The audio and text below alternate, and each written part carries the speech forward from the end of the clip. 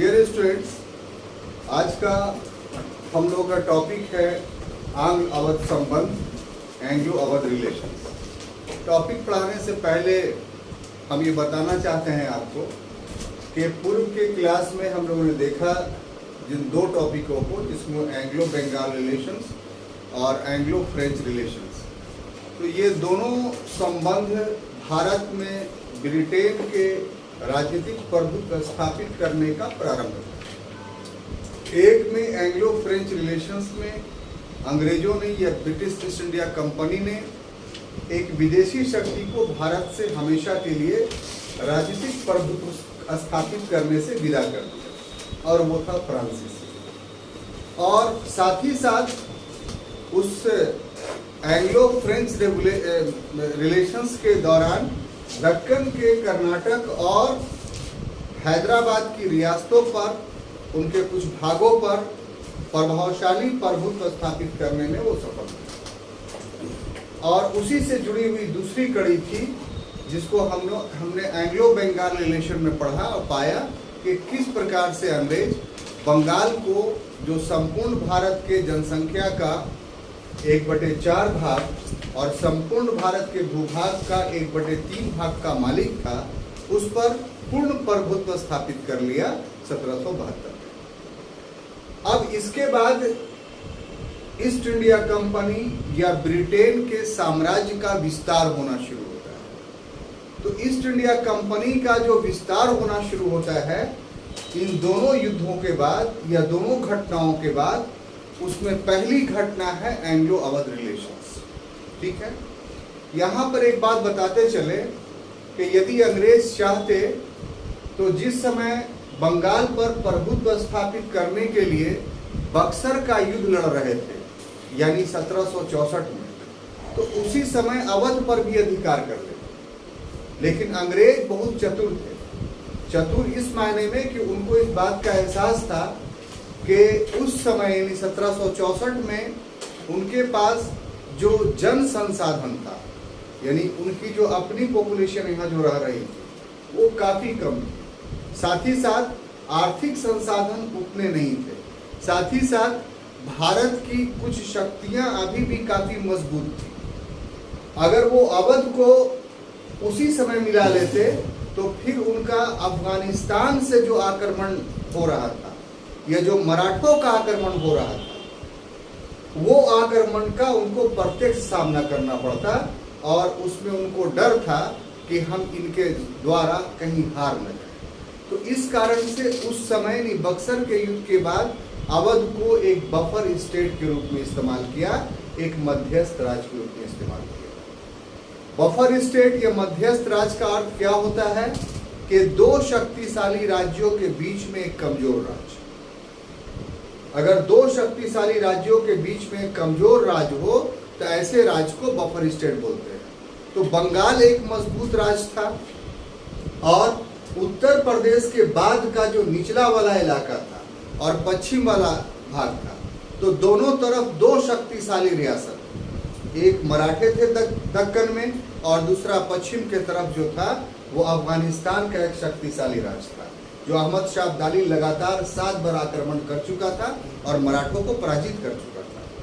तो इस दृष्टि से अवध को उसने एक बफर स्टेट के रूप में रखा कि ये रहेगा तो मराठों के और अफगान के किसी भी शासक का आक्रमण इस पर होगा, बंगाल सुरक्षित रहेगा। और यदि इसको मिला लेते हैं तो फिर हमारे साम्राज्य में अगर अवध आ जाएगा तो इसका मतलब ये होगा कि मराठों से और अफगानियों से हमें टक्कर देनी पड़ेगी, और वर्तमान समय में संसाधनों के दृष्टिकोण से हम इतने सक्षम नहीं हैं कि इतने शक्तिशाली शक्तियों का सामना कर सकें। तो इसीलिए अवध जो है वो स्वतंत्र। ठीक है, ये एक मानसिकता एंग्लो अवध रिलेशन पढ़ने से पूर्व आपके पास रहनी चाहिए थी, जो मैंने की। अब विषयानुसार हम अपने टॉपिक को शुरू करते हैं। इसमें हम पाते हैं एंग्लो अवध रिलेशंस के इंट्रोडक्शंस में कि औरंगजेब की मृत्यु जैसे ही होती है 1700 साल,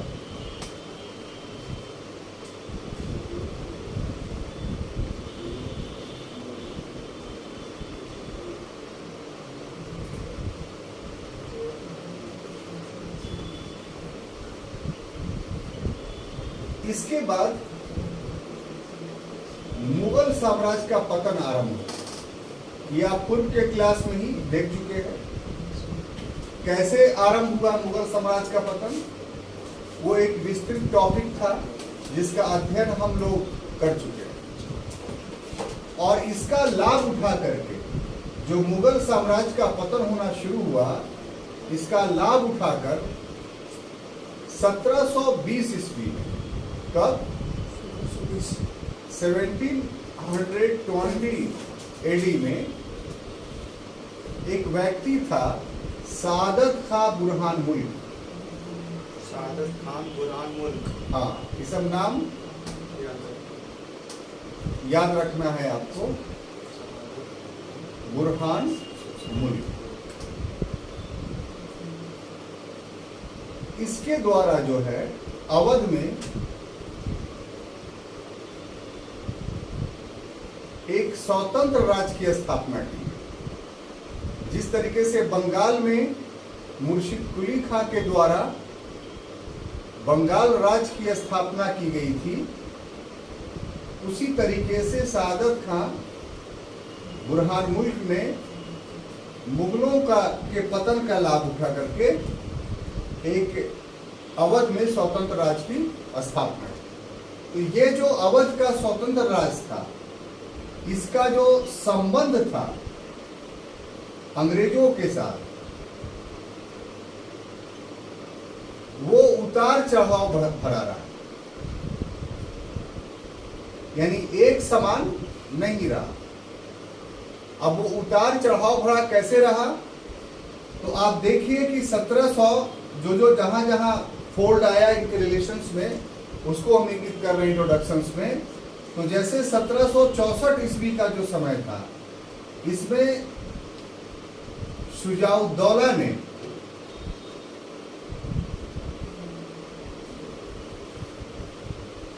अंग्रेजों का विरोध किया। हम एक्सप्लेन करते हैं, तब आपको समझ में आएगा।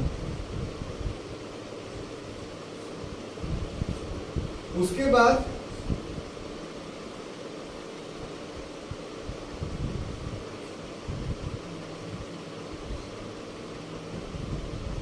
(1764) के बाद का जो स्थिति था,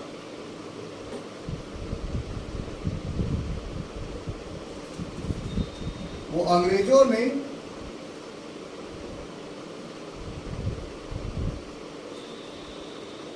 हस्तक्षेप की नीति अपनाई,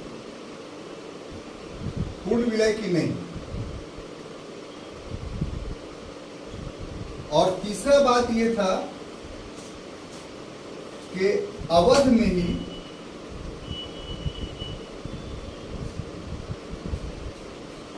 के अधीन भी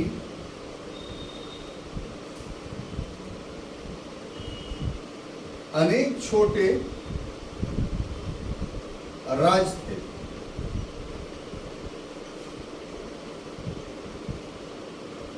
जिनके साथ अंग्रेजों ने संबंध स्थापित किया।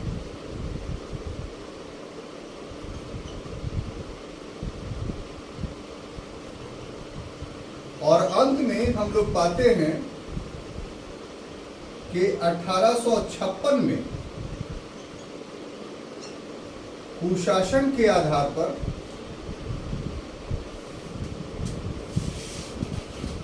अवध का विलय कर लिया, किसमें? ब्रिटिश साम्राज्य।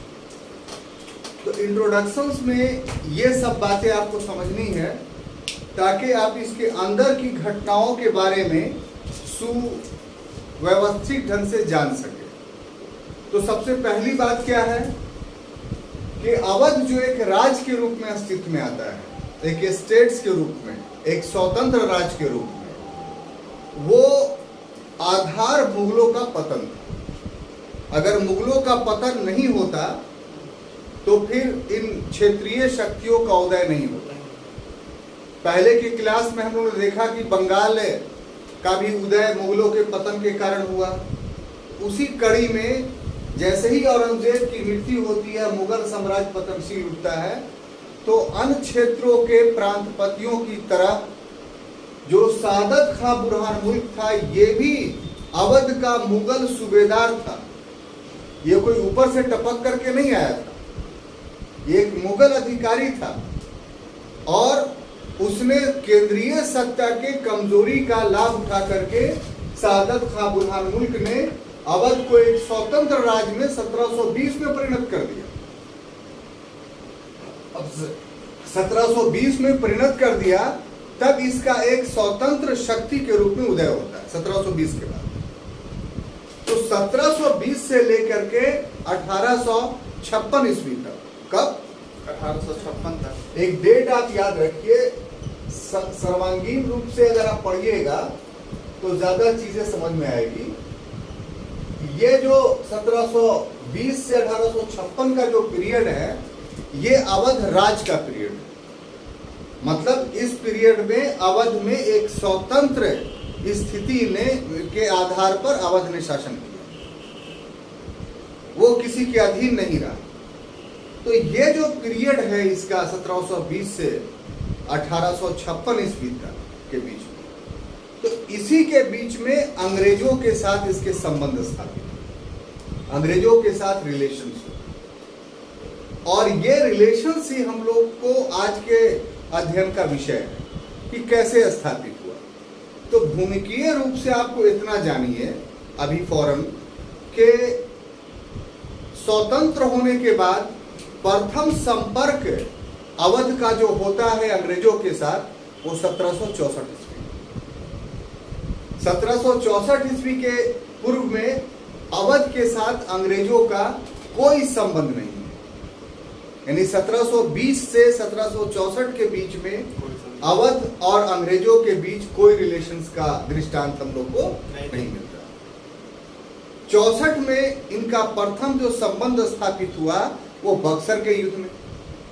आप बक्सर का युद्ध पढ़ चुके थे कि जब 1763 ईस्वी में मीर कासिम को अंग्रेजों ने सत्ता से बेदखल किया और उसके जगह पर मिर्जाफर को पुनः बंगाल का नवाब बनाया, तो मीर कासिम क्या किया, मुंगेर से भाग करके अवध के शुजाउद्दौला के यहाँ, जो उस समय अवध का नवाब था, वहां शरण ली। जब वहां शुजाउद्दौला के यहाँ पहुंचा, स्थापना किया था सादत खां बुरहान मुल्क, ये मर गया, इसकी मृत्यु के बाद कौन बनता है, शुजाउद्दौला। तो शुजाउद्दौला उस समय अवध का नवाब था, वहां उसने राजनीतिक आश्रय लिया। इस समय जिस समय वो वहां पहुंचा, तो उस समय मुगल बादशाह शाह आलम द्वितीय भी अवध में ही रह रहा था। क्यों रह रहा था कि मुगल बादशाह शाह आलम द्वितीय को अपने ही वजीर से खतरा था, क्योंकि उसका जो वजीर था उसने पूर्व के आलमगीर द्वितीय की हत्या कर चुका था, तो इसकी भी हत्या कर देता वो। इसीलिए वो दिल्ली में नहीं रह रहा था, वो आकर के कहाँ रह रहा था, अवध में। तो अवध में 1764 में 3 शक्तियां मिल गई। एक बंगाल का पूर्व नवाब मीर कासिम, दूसरा अवध का नवाब शुजाउद्दौला, और तीसरा निर्वासित जीवन व्यतीत कर रहा मुगल बादशाह शाह आलम द्वितीय। यानी दिल्ली से लेकर करके बंगाल तक, यानी मान लीजिए कि पूरा उत्तर भारत लगभग उसके शासक एक जगह थे। तो इन लोगों ने तय किया कि अंग्रेजों के खिलाफ हम संयुक्त मोर्चा बना करके युद्ध करेंगे, और 22 अक्टूबर 1764 ईस्वी को बिहार के बक्सर नामक मैदान में जो है, या बक्सर जो भी है, वहां पर जो है वो एक तरफ अंग्रेज थे और दूसरी तरफ ये 3 शक्तियां थी। तो दोनों के बीच पहली बार वास्तविक युद्ध हुआ। पलासी में वास्तविक युद्ध नहीं हुआ था, ये एक धोखे का युद्ध था, जिसमें नवाब की सारी फौज जो है वो हट गई थी। लेकिन यहाँ नवाब की फौज हटी नहीं, बजाते तौर पे तीनों शक्तियों की फौज लड़ी, लेकिन इसमें तीनों शक्तियों की पराजय। तो ये पहला ऐसा युद्ध था जिसमें ये प्रमाणित हुआ कि अंग्रेज सैनिक दृष्टिकोण से भारतीयों से ज्यादा श्रेष्ठ, क्योंकि भारत की 3 शक्तियों को अंग्रेजों ने पराजित किया। अब यहीं पर यह बात आती है कि जब पराजित कर दिया था, तो दिल्ली से लेकर के बंगाल तक अंग्रेजों को कब्जा कर लेना चाहिए, छोड़ क्यों दिया? सिर्फ बंगाली पर प्रभुत्व क्यों स्थापित किया?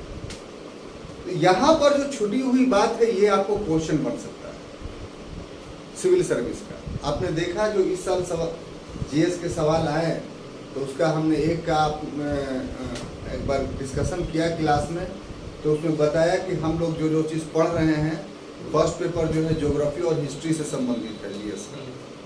तो आप देखा कि जो चीज़ आप पे गुजर चुका है, माने जो सिलेबस है कंप्लीट हुआ है, उसका एक एक क्वेश्चन आपको आ रहा है, समझ में आ रहा है।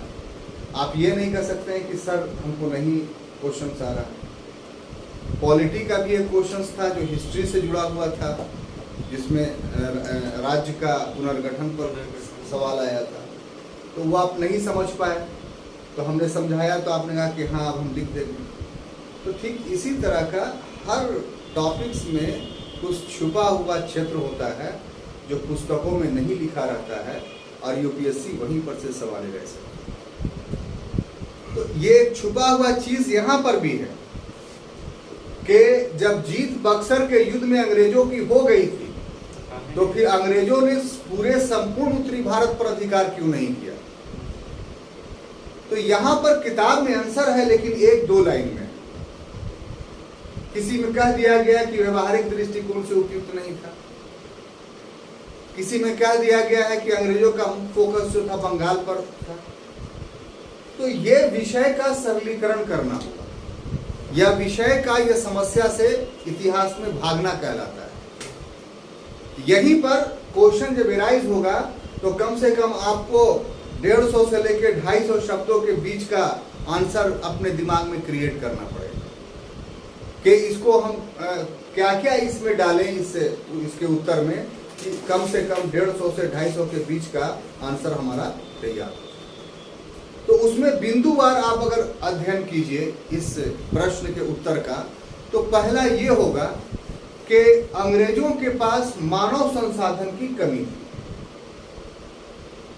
अभी अभी वो राजनीतिक प्रभुत्व स्थापित करने का प्रयास कर रहे थे, अभी तक तो व्यापारी थे वो, तो व्यापारी के हैसियत से उनके पास बहुत ज्यादा अधिकारी या लोग तो थे नहीं।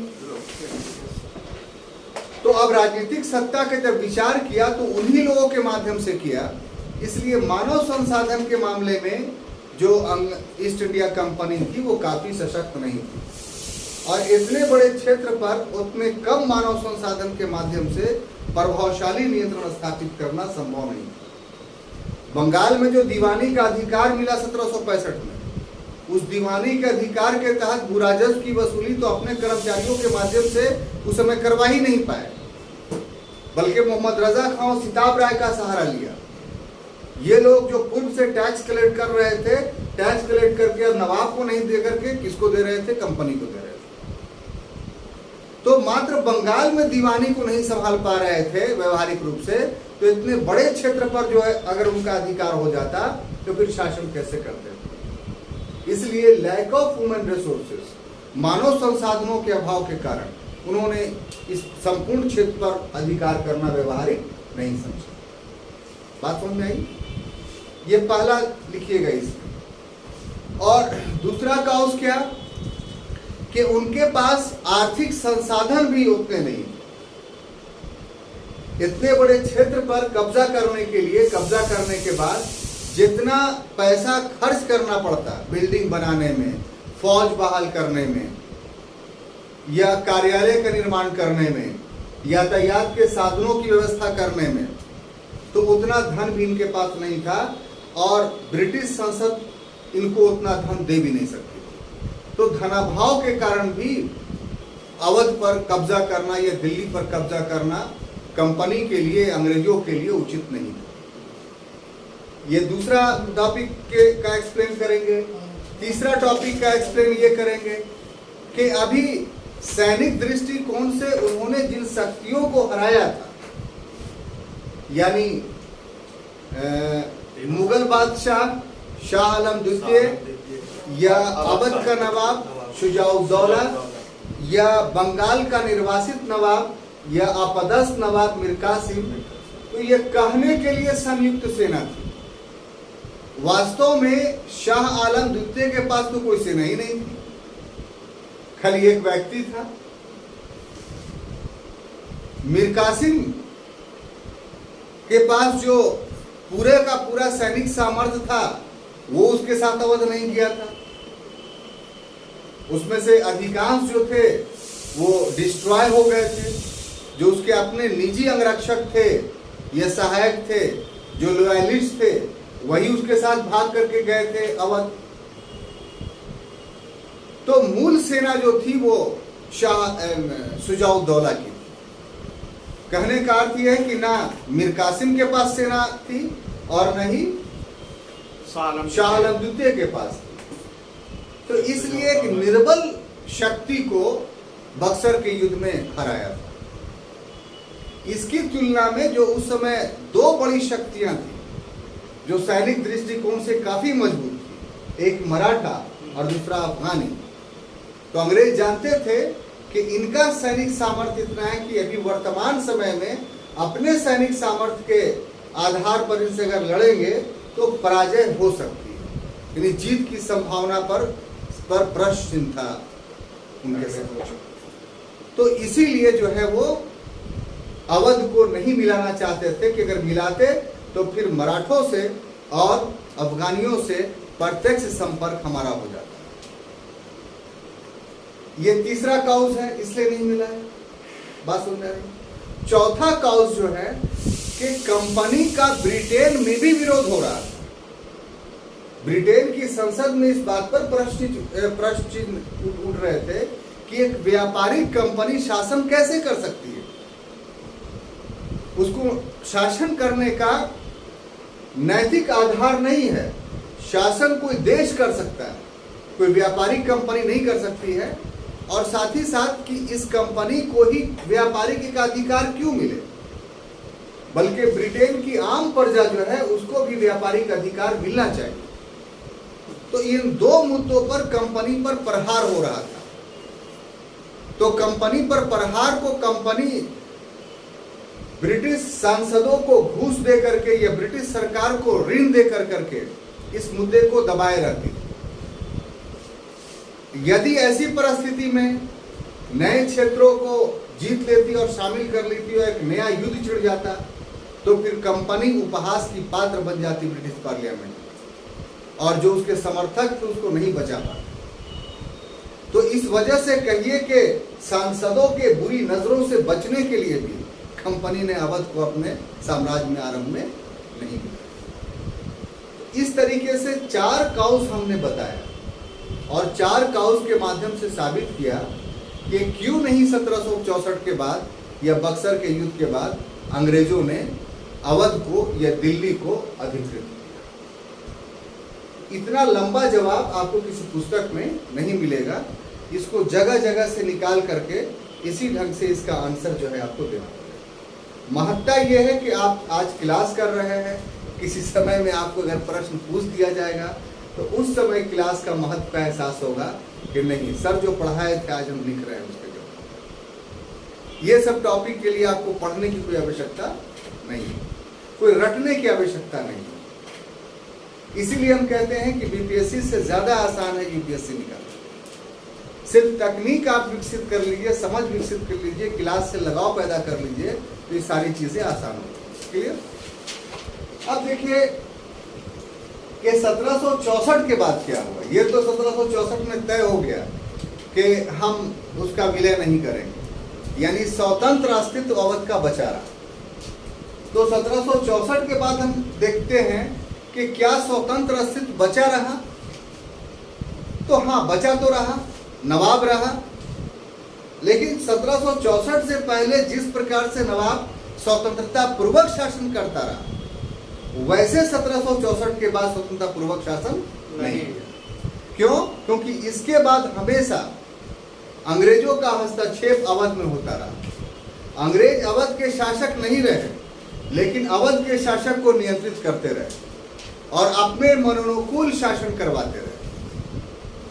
तो इस तरीके से 1764 के बाद ये दोहरी नीति अंग्रेजों की, यानी अवध को हम लेंगे भी नहीं और अवध को पूर्ण स्वतंत्र छोड़ेंगे भी नहीं, ये चलती रही। इसके बाद लॉर्ड वेलेस्ली का समय आया तो अवध के साथ सहायक संधि कर ली गई।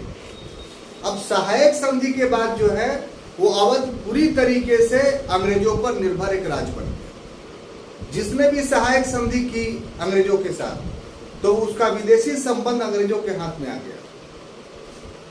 एक ब्रिटिश सेना उसके पास हमेशा रहती थी, जिससे खर्च के लिए उस राज्य को जो है वो पैसा देना पड़ता था या भूमि देनी पड़ती थी। तो इस तरीके से उसकी स्वतंत्रता सहायक संधि के माध्यम से समाप्त हो गई। तो 1801 में जो अवध के साथ लॉर्ड वेलेस्ली के समय में सहायक संधि हुई तो वैधानिक रूप से इसकी स्वतंत्रता गिरवी हो गई। किसके हाथों में? अंग्रेजों के हाथों। अब तीसरा पक्ष यह है कि अवध के साथ जो अंग्रेजों का संबंध विकसित हुआ 1764 के बाद, वो त्रिपक्षीय संबंध विकसित हुआ। ये त्रिपक्षीय संबंध को आपको समझना होगा कि अवध तो एक राज्य था, लेकिन अवध के अंदर भी बहुत सारे छोटे छोटे रास्ते, और ये जो छोटे छोटे रास्ते जिस प्रकार से अवध ने मुगलों से अपनी स्वतंत्रता की घोषणा कर दी थी, उसी प्रकार से अवध के अंतर्गत जो छोटे छोटे रास्ते उन्होंने अवध के विरुद्ध स्वतंत्रता की घोषणा कर दी। तो ऐसी स्थिति में अंग्रेज उन रियासतों पर नियंत्रण स्थापित करने के लिए अवध के नवाब का साथ दिया करते, और उन रियासतों के विरुद्ध अवध का नवाब अंग्रेजों का साथ दिया करता। तो इस प्रकार अवध के आंतरिक व्यवस्था के कारण अंग्रेजों का संबंध द्विपक्षीय नहीं रह गया इस संबंध में, बल्कि त्रिपक्षीय हो गया।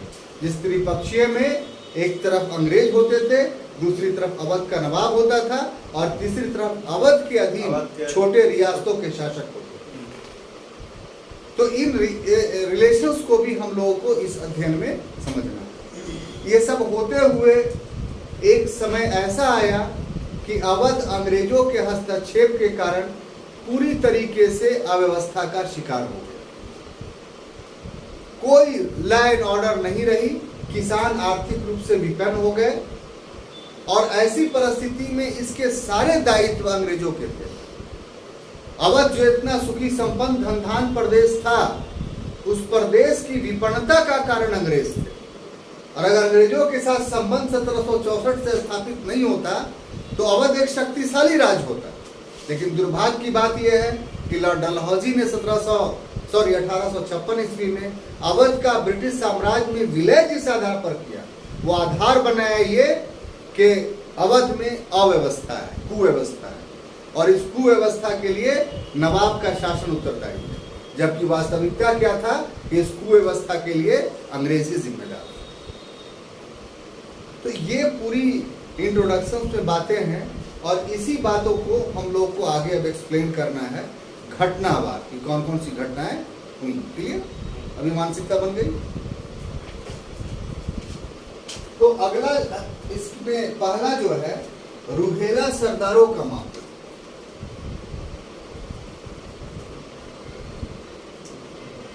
रूहेला सरदारों का।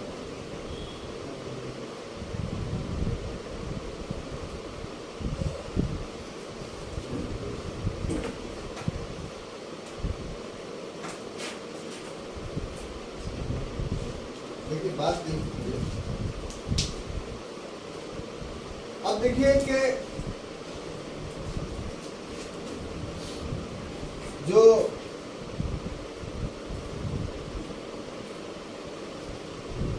अवध का मतलब लखनऊ, समझ गए ना? यस। जो उत्तर पश्चिम क्षेत्र था, ये नेपाल से लगा हुआ क्षेत्र था, ठीक है ना, ऊपरी भाग। इस भाग को हम लोग रुहेलखंड बोलते हैं। हाँ, और इस रुहेलखंड में एक रियासत स्थापित किया गया था। किसके द्वारा? हाफिज रहमत खां के द्वारा।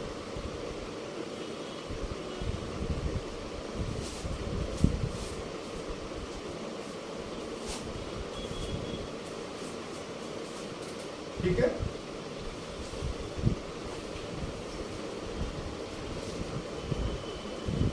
अब ये जो रियासत थी यानी रुहेलखंड की, ये वाली,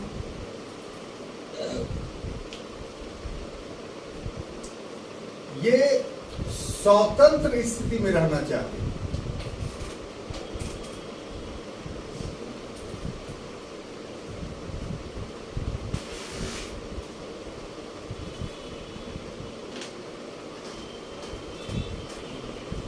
ठीक है, परंतु अंग्रेजों और अवध के नवाब ने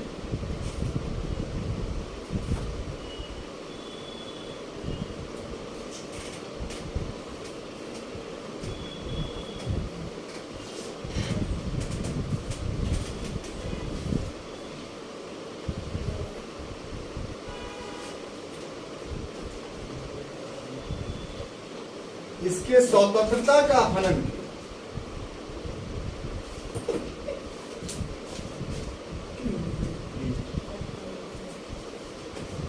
और स्वतंत्रता का हनन कैसे किया?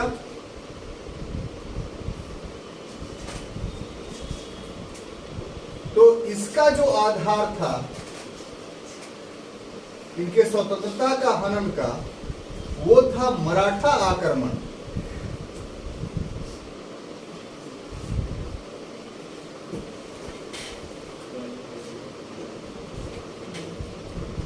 इस मराठा आक्रमण का भय दिखाकर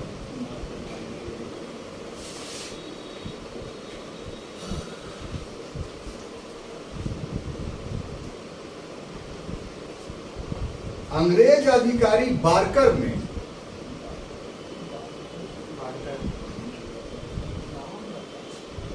17 जून 1772 ईस्वी को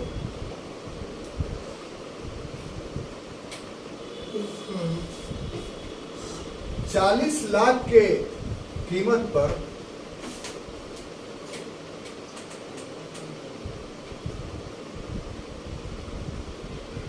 समझौता कर लिया।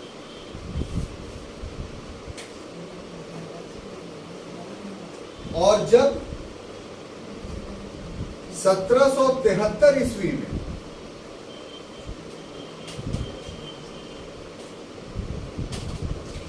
मराठा आक्रमण हुआ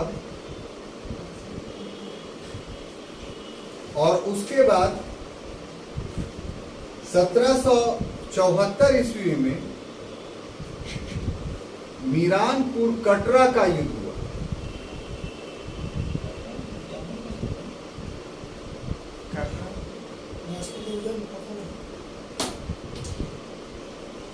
और इसके बाद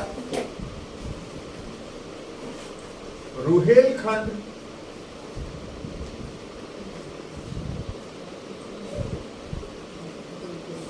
को अवध में मिला लिया गया।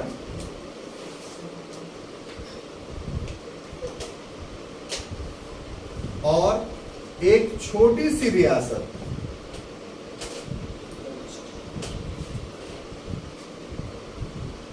जिसका नाम रामपुर है,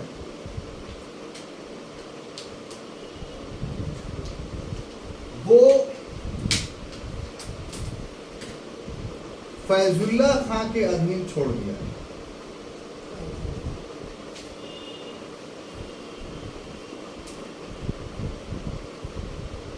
के अधीन छोड़ दिया।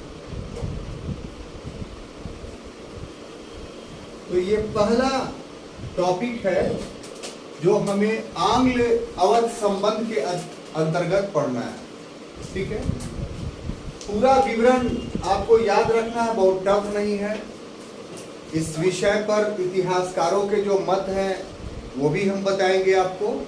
पहले पूरा घटनाक्रम समझिए कि रुहेला सरदारों का मामला क्या था जो एंग्लो अवध रिलेशन में पहली बार उभर कर करके सामने आया। तो सबसे पहले ये देखिए कि जो अवध का उत्तर पश्चिमी क्षेत्र था अवध का उत्तर पश्चिमी क्षेत्र अगर आप मैपिंग के हिसाब से देखें तो इसको मैप में इस ढंग से समझ सकते हैं कि देखिए ये जो इलाका है, ये जो यहां से यहां तक का जो इलाका है, ये अवध नहीं है, ये आगरा का उस समय दो प्रोविंस थे, आगरा प्रोविंस और अवध प्रोविंस। अवध जो आप बोलते हैं वो यहां से लेकर के यहां तक का इलाका है। ठीक है, हम इसी का इतिहास पढ़ने जा रहे हैं। और अभी ये जो बनारस का इलाका देख रहे हैं, ये अवध के अधीन नहीं था, ये बंगाल के अधीन था।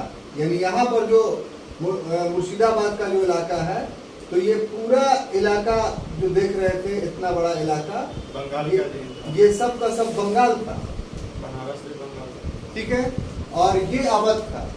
तो कह रहा है कि अवध के उत्तर पश्चिम इलाका में, यानी ये वाला जो इलाका आप देख रहे हैं, यही क्या था? रुहेल खंड था। रुहेल, बात समझ में आएगी? ये जो इलाका है, अभी वर्तमान समय के उत्तर प्रदेश का जो बीच वाला भाग जो उस समय अवध कहलाता था, उसी का उत्तर पश्चिम का ये इलाका जो है वो रुहेलखंड कहलाता था। अब हम आगे आपको बताते हैं कि ये रियासत कैसे बना और इसका अस्तित्व कैसे हुआ।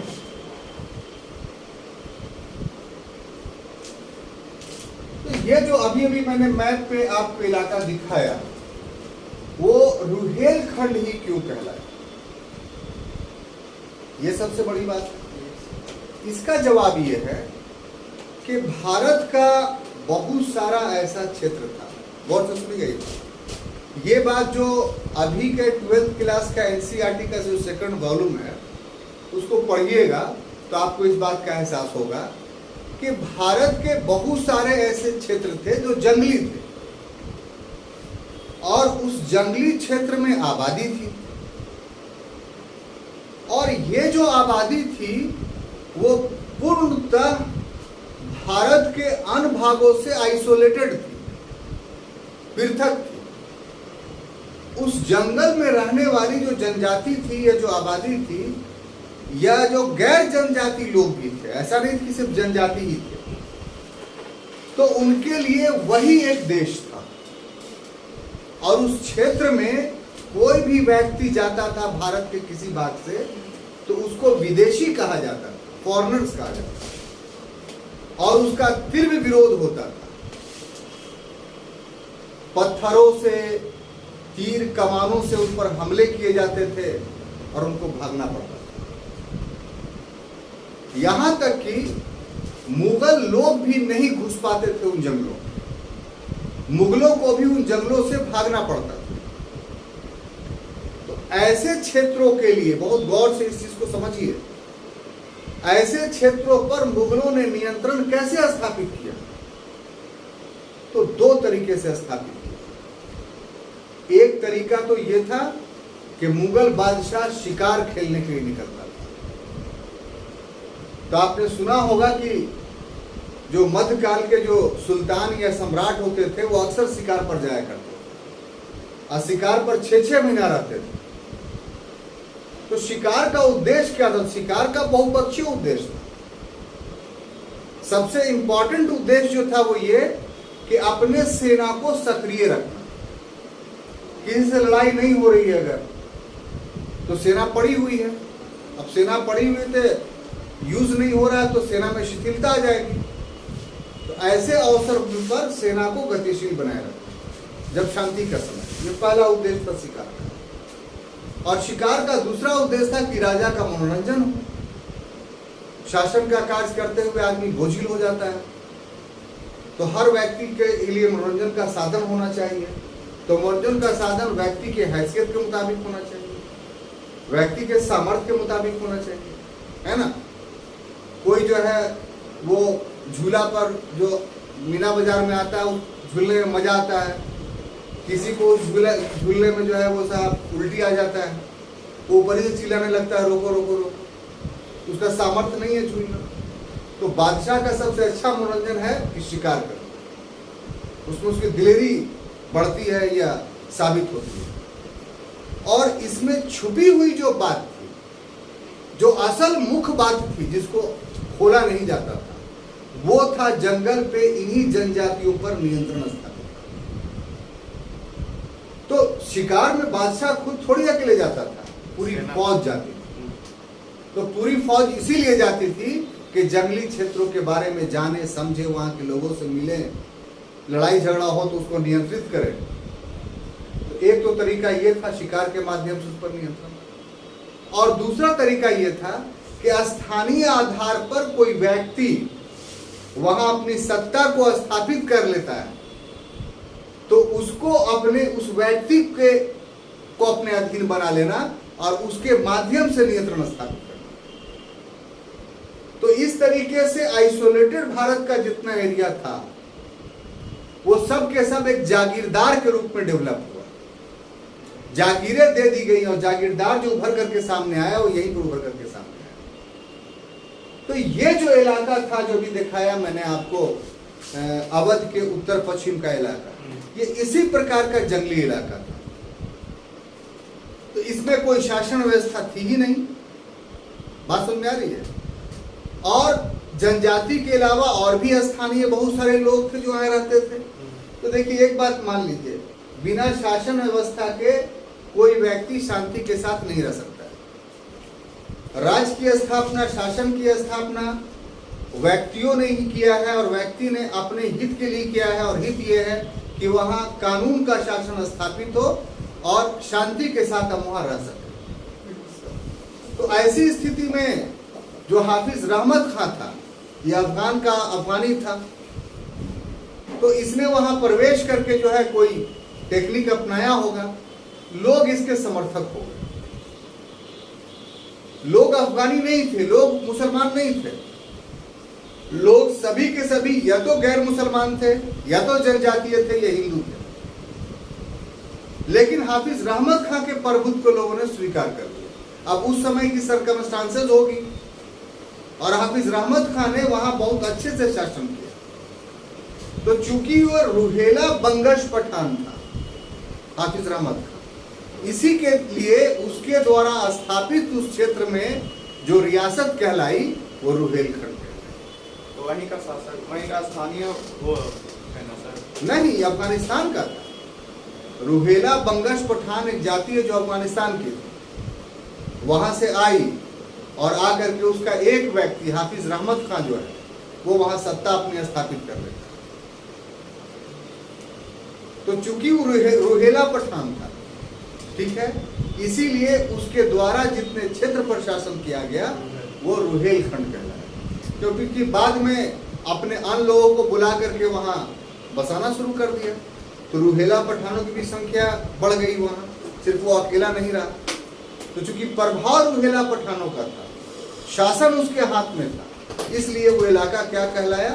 रुहेलखंड। सर शासन कैसे किया? शासन का परिवेश तो बताया, वहां के लोग शासन करने के योग्य नहीं थे। अयोग्यता का मतलब क्या था कि बहुत सारी बातें हो सकती हैं।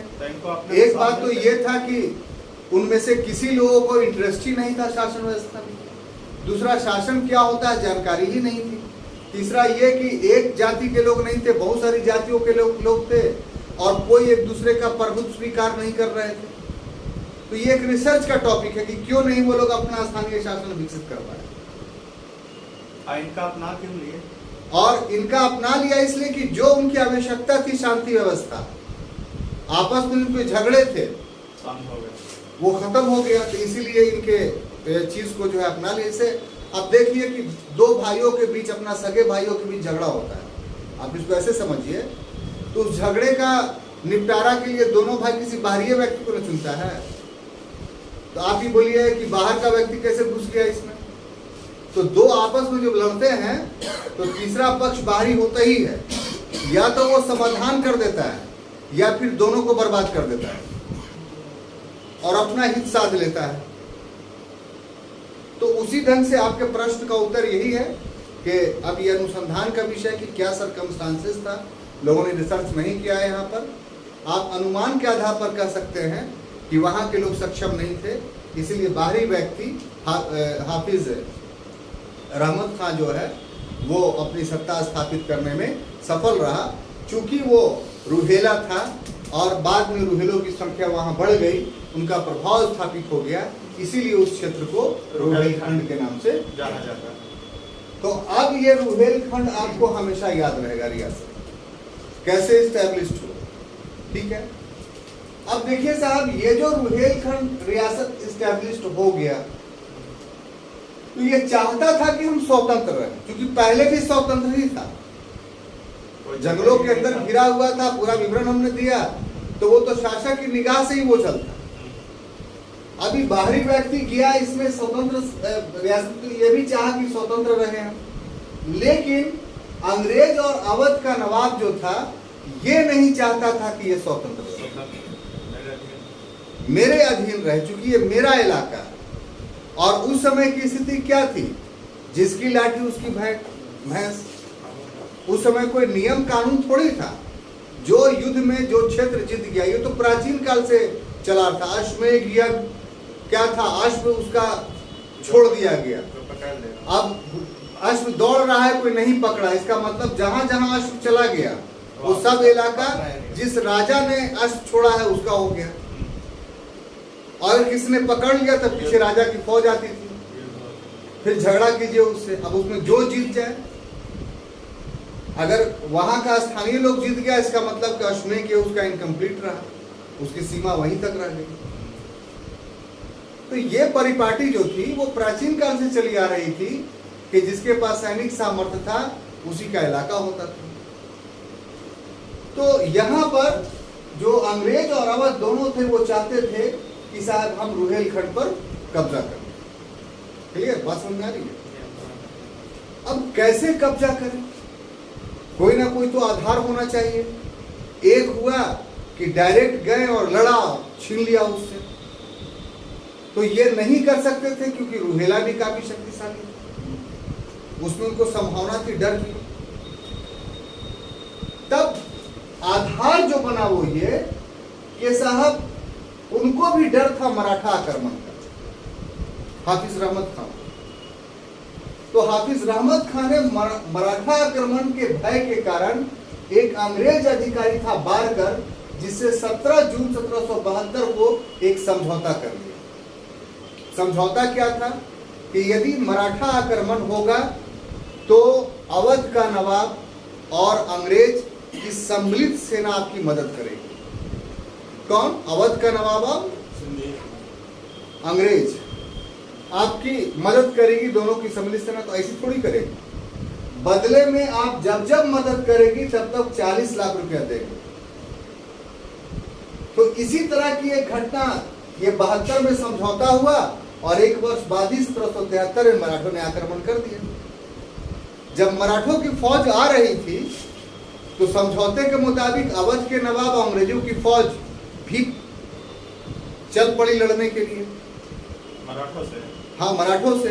तो जब इसकी सूचना मिली मराठों को कि अब रूहेलखंड अकेला नहीं रहा, उसका साथ जो है अंग्रेज और अवध दे रहे हैं, तो इसलिए मराठे वापस हो गए।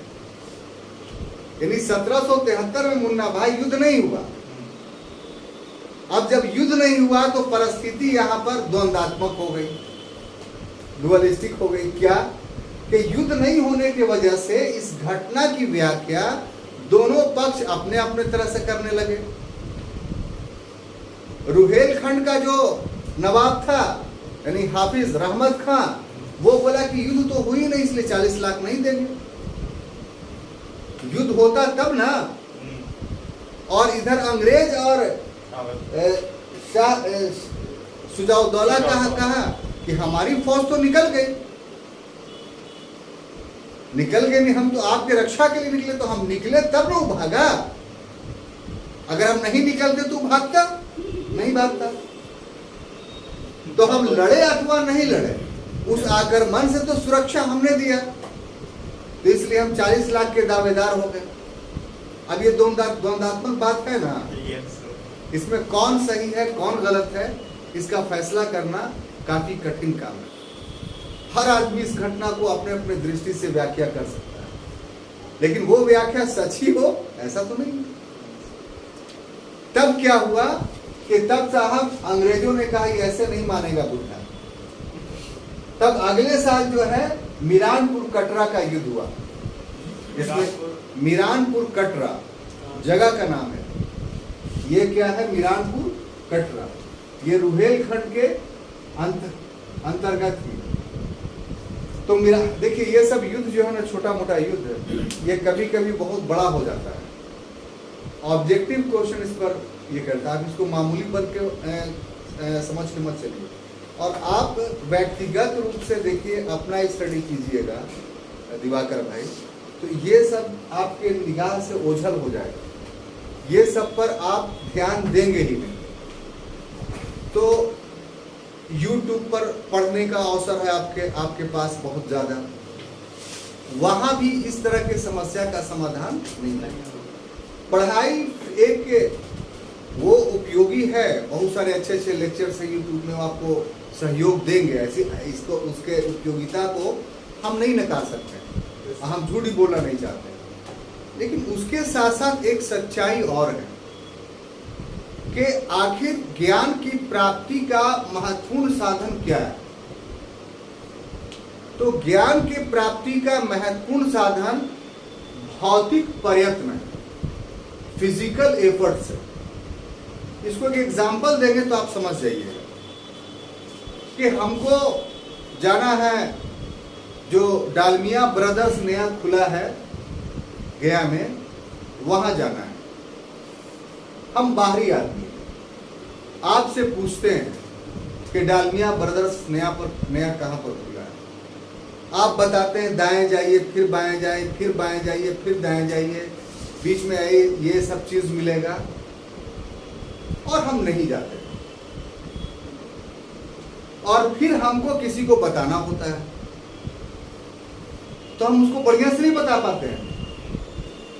लेकिन वही हम भौतिक रूप से उन मार्गों से चल करके डालमिया के उस शोरूम में पहुंच जाते हैं, और फिर हमको अवसर मिलता है उसकी व्याख्या करने का, तो हम अच्छे से करते हैं।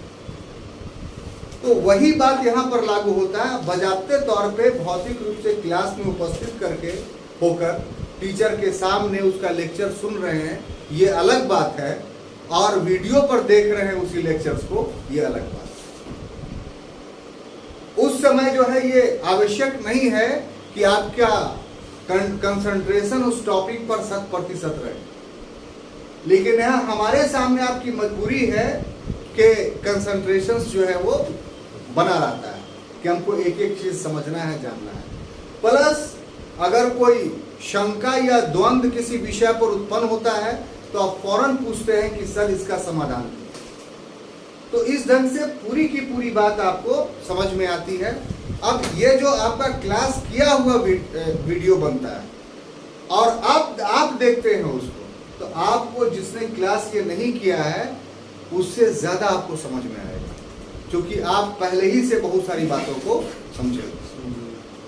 तो ये एक कहिए कि यूनिवर्सल ट्रूथ है आज के ज़माने में। विज्ञान और तकनीक का लाख प्रयोग कर लीजिएगा, लेकिन जो भौतिक प्रयत्न है उसका मूल्य कभी भी खत्म नहीं होगा। अगर उसका मूल्य खत्म हो जाएगा तो फिर आदमी का अस्तित्व भी खत्म हो जाएगा, फिर तो सारी चीज़ें निष्क्रिय हो जाएंगी ना भाई।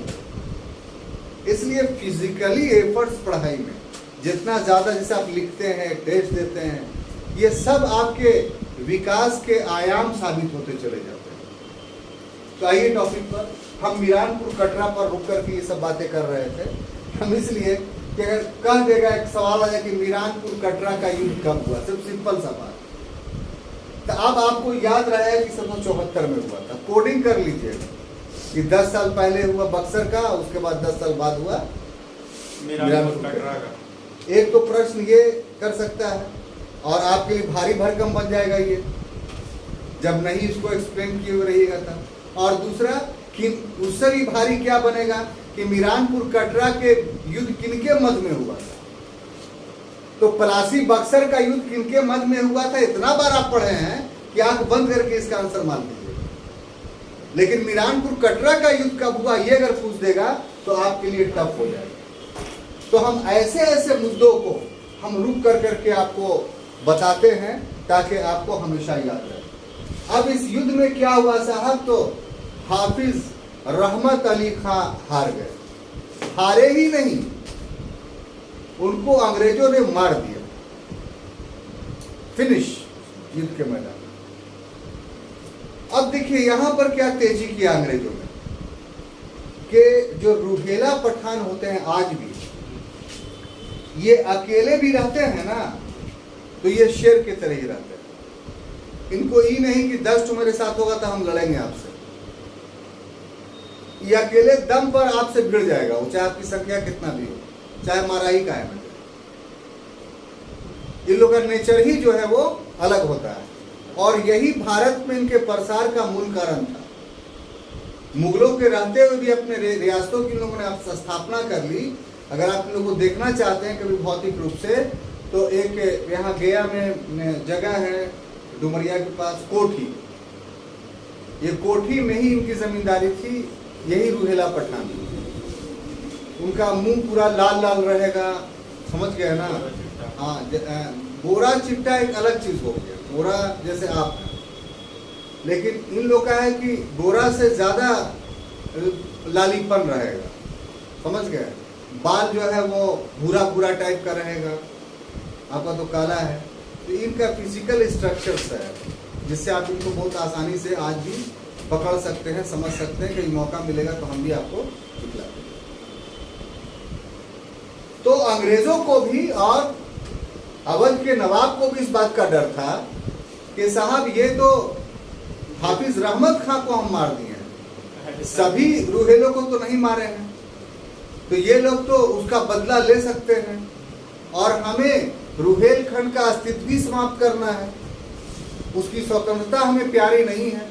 तब क्या किया अंग्रेजों ने कि रूहेलखंड का अधिकांश भाग जो है वो अवध में मिला लिया। अंग्रेजों ने अपने रियासत में नहीं मिलाया, अवध में मिलाया, और जो बाकी रूहेला बचे हुए थे तो एक छोटी सी रियासत रामपुर बना दी, ठीक है, और ये फैजुल्ला खां के अधीन कर दिया। किसके अधीन? यानी जो विरोधी रूहेला थे तो उसका नेता फैजुल्ला खां था। मुझे तुम काहे के लिए दिक्कत कर रहे, चलो तुमको राजा बना देते। तो उसको इतना बड़ा रूहेलखंड था, उसका 5% छोटा हिस्सा दे करके रामपुर स्टेट बना दिया। बोले जाओ यहाँ सारा रूहेला लोग जाकर के बस रहे। तो ये वही रामपुर स्टेट है जहां आजम खान जो है MP MLA बनते हैं। नाम सुना नहीं यूपी में?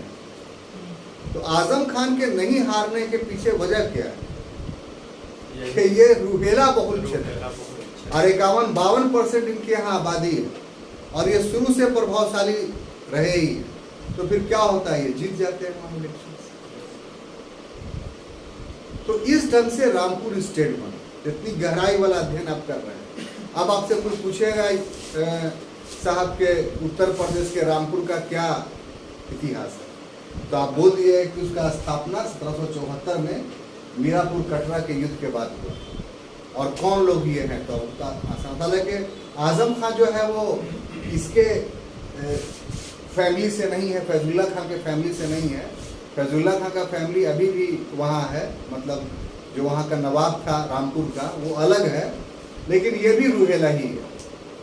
मतलब दूसरे लोग होंगे। अब डेमोक्रेसी आ गई तो ये ज़्यादा प्रभावशाली हो गया, तो इसके अगेंस्ट में वो भी खड़ा होता है, जो नवाब है ना वो भी खड़ा होता है, तो हार जाता है इसके अगेंस्ट। तो एक अलग फैक्ट है। ठीक है, समझ में आई बात?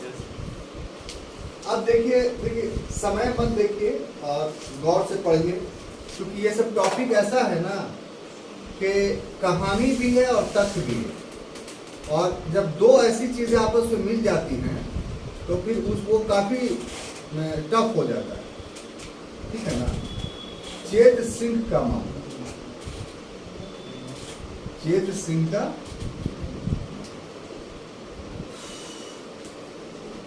अब देखिए साहब कि चेत सिंह कौन था?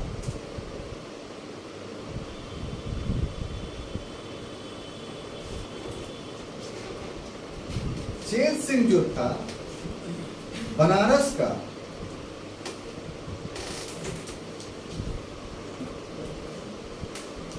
राजा, मैंने वहां स्वयं को राजा कहता था, लेकिन वास्तविक स्थिति ये क्या था कि अवध के नवाब का सामंत था। अवध के नवाब का सामंत,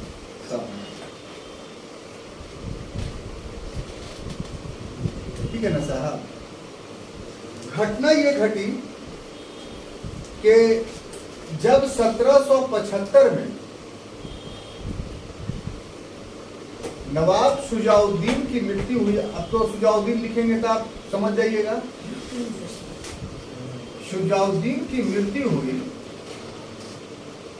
इसके बाद आसिफुद्दौला नवाब बना। कहाँ का भी पढ़ रहे हैं, अवध तो अवध का आसिफुद्दौला क्या बना? नवाब बना। नवाब। ये जैसे ही नवाब बना आसिफुद्दौला, तो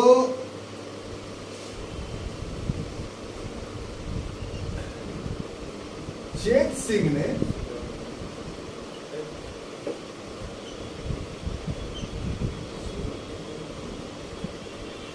अंग्रेजी प्रभुता स्वीकार कर दी।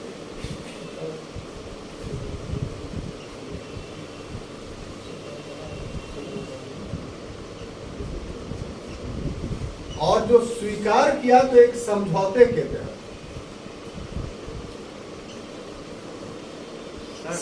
हाँ, सुजाउद्दौला भी उसी को लिखते हैं, सुजाउद्दीन। हाँ, हो गया। Yes sir. समझौता किया, उसमें दो बातें थी। एक बात तो ये था कि 22.5 लाख रुपया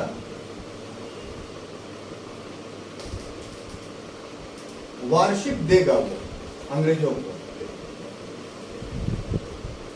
40 लाख किसको दे देते बोला? ये तो यहाँ था, वो मराठा से बचने के लिए। ये तो रुहेला सरदार जो है देता, किसको?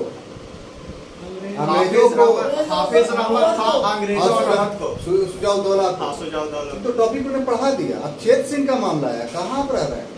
इसमें कल उसके अंग्रेजों का जिक्र नहीं है इसमें। तो अंग्रेजों का जिक्र कहाँ से हुई? सब देगा किसको? अवध को। अवध को देगा।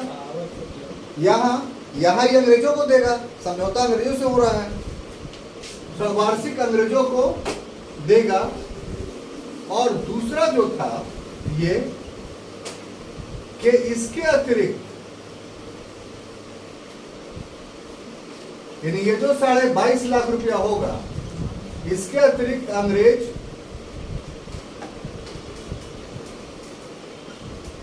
और कोई मांग नहीं करेंगे।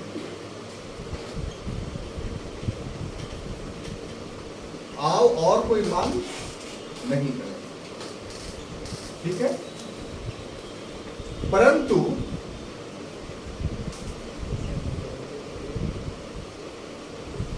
अंग्रेजों ने निम्न अवसर पर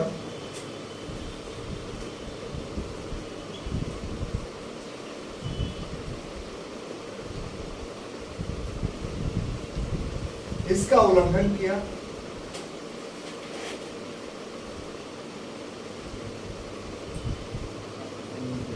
जैसे 1778 में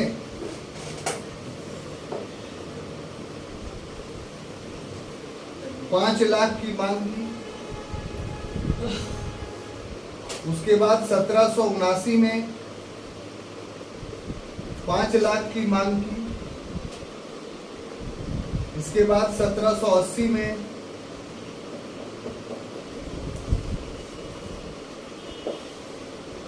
2000 घोड़ों की मांग की।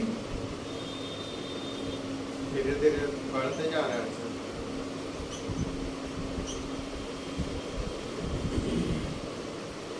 इसके परिणाम स्वरूप चेत सिंह ने जो है विद्रोह कर दिया। इस विद्रोह को दबा दिया गया और चेत सिंह गोरखपुर भाग गया।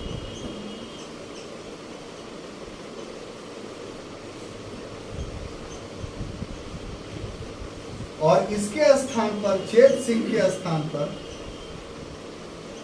उसका भतीजा था जिसका नाम महीप नारायण था।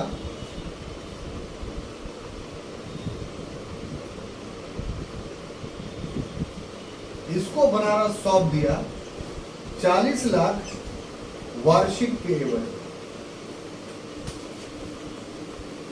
वार्षिक के। मतलब शासन नहीं करता था, मतलब खुद से शासन चलवाता था। देखिए ना, पूरा देखिए तो आपको समझ में आ जाएगा। यूं ही इतना आसान नहीं है ब्रिटिश इंडिया को समझना। ये ब्रिटेन पर अंग्रेजों ने कैसे कैसे कब्जा किया। हम लोग एक सूत्र में बोलते हैं कि अंग्रेज आए हमको गुलाम बना लिया। भाई अब गुलाम कैसे बने तो जानिएगा ना, खाली चिल्लाने से तो काम नहीं चलेगा। अब जो गलती भूत में आप कर चुके हैं वो अब मत कीजिए। तो नहीं कीजिएगा तो गुलाम नहीं बनिएगा, कीजिएगा तो फिर बन जाइएगा। इसलिए इतिहास हमेशा समसामयिक होता है, कंटेम्पररी होता है। क्या करे इतिहास को पढ़ करके। एक बहुत बड़ा हिस्ट्रियोग्राफर हैं, इतिहास लेखक हैं, जिनका नाम बी शेख अली, बहुत बड़ा हिस्टोग्राफी पर बहुत अच्छी किताब है उनकी। ये शायद अब तो दुनिया में नहीं रहे। आंध्र प्रदेश के ये रहने वाले चोटी थे, वहाँ की किसी यूनिवर्सिटी के। उन्हें हिस्टोग्राफी में पुस्तक लिखी। उन्होंने कहा कि जिस जाति ने, जिस मुल्क ने अपना इतिहास भुला देता या भुला देगा, उसका सर्वनाश हो जाएगा। हिस्ट्री जो अपना नहीं जानेगा, उस जाति का या उस देश का विनाश हो जाएगा। क्यों बी शेख अली ने ऐसा कहा था? ऐसा इसलिए कहा था क्योंकि इतिहास उन्हें अपने भूत की गलतियों को वर्तमान में नहीं दोहराने की सीख देता है, जिससे उनका भविष्य सुरक्षित हो जाता है। अगर वर्तमान को सुखमय रखना है और भविष्य को सुरक्षित रखना है तो भूत को याद करना पड़ेगा। कितनी खूबसूरत बात। इसलिए जो लोग इतिहास के दुश्मन हैं, ये इतिहास की गलत व्याख्या करते हैं, ये इतिहास को महत्वहीन विषय कहते हैं, वो बहुत बड़ी भूल कर रहे होते हैं ऐतिहासिक दृष्टिकोण से। तो आप देखिए कि बनारस के संबंध में क्या मामला हुआ। तो जिस समय का इतिहास हम पढ़ रहे हैं, उस समय बनारस जो था एक हिंदू स्थानीय राजा चेत सिंह के अधीन। मुगलों का जब विनाश हुआ तो मुगलों के विनाश में सिर्फ एक लाइन से हम लोग बोल देते हैं कि अवध में सादत खां बुरहान मुल्क, बंगाल में जो है वो मुर्शिद कुली खां और हैदराबाद में निजामुद्दीन खान ने स्वतंत्र रियासत की स्थापना कर। तो बाकी के मर गए थे। इन रियासतों के अधीन भी बहुत सारी छोटी छोटी रियासतें थी जिनका अस्तित्व था। तो हम लोग अवध पढ़ते हैं तो अवध मतलब पूरे अवध पर एक का अधिकार था, ऐसा नहीं। उसमें स्थानीय आधार पर छोटे छोटे पॉकेट थे जहां स्थानीय जमींदार स्वतंत्रता पूर्वक शासन कर रहे थे। तो उसमें एक तो आपको रुहेलखंड का हमने बताया। दूसरा मामला आता है चेत सिंह का, बनारस का। तो बनारस में चेत सिंह का प्रभाव था और चेत सिंह अधीनता किसकी स्वीकार करता था? तो अवध के नवाब का। और as a feud, as a सामंत वो बनारस पर शासन कर रहा था। तो जब तक शुजाउद्दौला शक्तिशाली रहा और जीवित रहा, तब तक तो उसके प्रभाव को मानता रहा। लेकिन जैसे ही शुजाउद्दौला की मृत्यु हुई और आसिफउद्दौला बना, तो आसिफउद्दौला अपने पूर्व के शासक से कम योग था। उसका प्रभाव शुजाउद्दौला के समान नहीं था। उसके व्यक्तित्व के इस अवगुण के कारण चेत सिंह ने अपनी स्वामी भक्ति चेंज कर दी। उसने कहा कि हमको अधीन ही रहना है, तो हम आसिफउद्दौला के अधीन क्यों रहें। एक कमजोर शासक के अधीन थे, उसकी अपना विचार था, क्या सोचा होगा वो जाने, ये भी अनुसंधान का विषय है, उस पर अपने तरफ से कुछ कह देना उचित नहीं होगा। लेकिन इतना ऐतिहासिक तथ्य है ये कि उसने अपनी स्वामी भक्ति परिवर्तित कर ली और अब वो आसफुद्दौला के अधीन नहीं रहा सामंत, बल्कि अंग्रेजों की सामंतता स्वीकार कर। अब अंग्रेज सफल क्यों हो रहे हैं देखते रहिए आप। तो अंग्रेजों की स्वामी भक्ति स्वीकार कर ली तो इससे लॉस किसको हुआ? भारतीय शक्ति को हुआ, अंग्रेजों को तो लॉस नहीं हुआ। अंग्रेजों को बैठे बैठा देखिए 22.5 लाख रुपया वार्षिक आय हो गई। भाई शासन करेगा चेत से, खाली तुम दे कह रहे हो कि हम अब 22 लाख उसको नहीं देंगे, किसको? अवध के नवाब को। हम 22 लाख आप ही को दे रहे हैं। तो अंग्रेज लोग बोले हैं कि मत दो, बोलेगा लाओ, तो बैठे बैठाए उसको मिल गया। खुद मतलब अपना भारतीय शक्ति का मतलब कम कर रहा है, पतन हो रहा है, ये यहाँ पर साबित हो रहा है। अब क्यों ऐसा किया, ये अनुसंधान का विषय, ये हमको नहीं पता है। इस पर अपने तरफ से कोई टिप्पणी करना जो है उचित नहीं होगा, बात समझ में आई। और ना हमको किसी पुस्तक में अभी तक मिला है, हो सकता है किसी ने रिसर्च किया हो उनके कारणों पर, हमें जानकारी नहीं। लेकिन इसके अतिरिक्त चेत सिंह भी कम नहीं था, बोले कि हमको तो उसकी अधीन नहीं रहना है, लेकिन तुमको हम देंगे, लेकिन इससे अधिक नहीं देंगे। ऐसा तुम ज्यादा मांग करो, तो शर्त में शामिल करवा लिया कि 22.5 लाख वार्षिक के अतिरिक्त आप हमसे कोई डिमांड नहीं करेंगे। अब अंग्रेज तो यही चाहता ही था कि इसी तरह से मुद्दा मेरे सामने आया कि कमजोरी इसकी कहाँ है, भागा कहाँ है, पकड़ लिया। तो बोला इसीलिए तब उसने अपना शुरू कर दिया कि 1778 में जब मैसूर और मराठों के साथ उसके संपर्क हो रहे तो पैसे की जरूरत पड़ी, तो बोला है 5 लाख भेज दो, डर के मारे भेज दिया। फिर अगले साल 5 लाख रुपया मांगा, 22 लाख के अतिरिक्त। अब चेत सिंह का जो सिपाही था जो साथ रहा था, वो भी सब देख रहा था, तो उसके खिलाफ जो है मिजाज बन रहा था अंग्रेजों के खिलाफ कि ये तो हम लोग को बेवकूफ बना रहा है। तो आखिर में 1780 में जब कहा कि 2000 घोड़े भेज दो, तो घोड़ा कहां से भेजता? सैनिकों से लेके भेजता। तो इससे सैनिकों ने एकदम राजा पर दबाव बनाया कि नहीं आप छोड़िए नहीं। तो जो रिजेंट था अंग्रेजों का उस पर आक्रमण कर दिया वहां के सैनिकों। राजा तैयार नहीं था, चेत सिंह तैयार नहीं था, चेत सिंह इसका परिणाम जानता था कि क्या होगा, लेकिन सैनिकों ने जो है आक्रमण कर दिया और रिजेंट को मार दिया। जब किसी की सूचना वारेन हेस्टिंग्स को मिली, हाँ ठीक तो बोल रहे नहीं, हाँ ठीक बोल रहे। वारेन हेस्टिंग्स को मिली, इस सब 72 से लेकर 84 तक उसका पीरियड है वारेन हेस्टिंग्स का, 80 का मामला है तो वही हुआ। तो वारेन हेस्टिंग्स को मिली तो उसने फौरन फौजकशी की, यानी सेना भेजा। अब सेना भेजा तो सैनिक जो लड़कपन दिखाए थे सब हारे, तो राजा क्या किया, छोड़ के भाग गया, गोरखपुर चला। गोरखपुर उधर बहुत घना जंगल रहता था, जंगल में जाकर छुप जाओ, मरो तुम लोग, हम कहा कि मरने जाओ। ये वास्तविकता है। तो अंग्रेजों का तो उद्देश्य अभी मिलाना नहीं था, तो क्या किया कि चेत सिंह का भतीजा था महिप नारायण, इसको राजा बना दिया। ये भी खुश भतीजा, कह रहे हम चाचा के बन गलियो। अब क्या, तो 22 लाख की जगह पर तुम 40 लाख, नुकसान किसको हो रहा है? अब ये 40 लाख किससे वसूल करेगा? तो जनता से वसूल करेगा। बात समझिए, जनता विद्रोह करेगी। तो इस ढंग से जो है चेत सिंह का मामला उभर करके सामने आया। इसका अंग्रेज इतिहासकारों ने 2 वर्गों में इसका मूल्यांकन किया। एक वर्ग जो है वो कहता है कि ठीक किया अंग्रेजों ने, क्योंकि सामंत होते ही है इसलिए कि मुसीबत के समय में अपने आका की मदद करें। लेकिन विरोधी इतिहासकार कहते हैं कि ये सिर्फ चेत सिंह पर ही लागू होता था, आपको पैसा दूसरे सामंत से भी लेते, चेत सिंह से सिर्फ लिया तो ये गलत किया। तो इस तरीके से ये 2 मामला हमने आपको पढ़ाया। अब तीसरा मामला जो है उसके साथ जो होता है वो अवध के बेगमों के साथ मामला।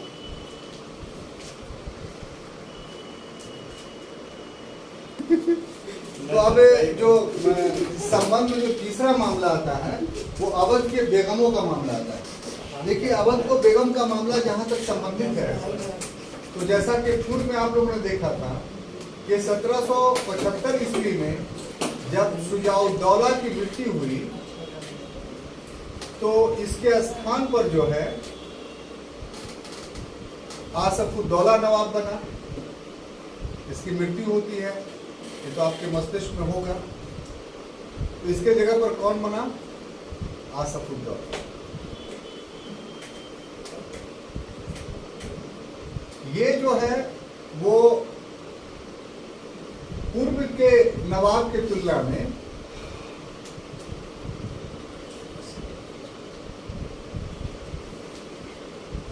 नवाब की तुलना में अयोग्य,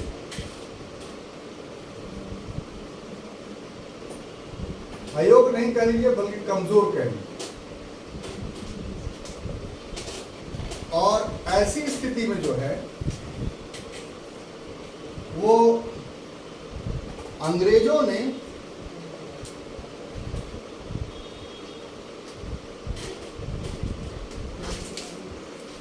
$15 लाख का जो बकाया था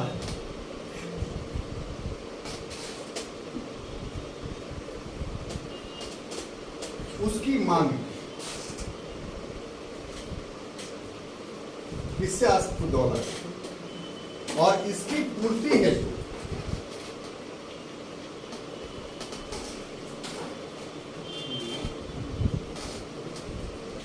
अंग्रेजों से सैनिक सहायता मांगा।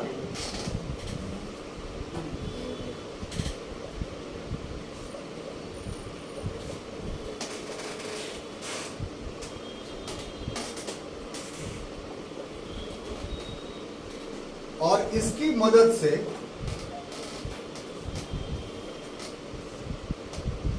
फैजाबाद में रह रहे बेगमों से धन की वसूली।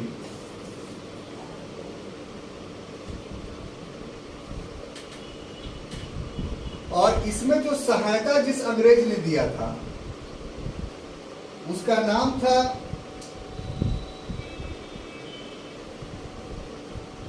मिडलटन।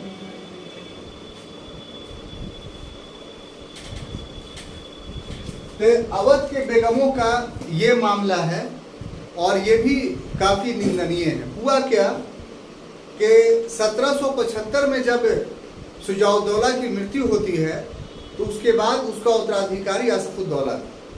तो ये पूर्व के नवाब की तुलना में थोड़ा कमजोर था। ऐसा नहीं था कि एकदम अकर्म था, अयोग्य था, बल्कि थोड़ा कमजोर था। और कमजोरी के पीछे परिस्थितियां भी जिम्मेदार थी।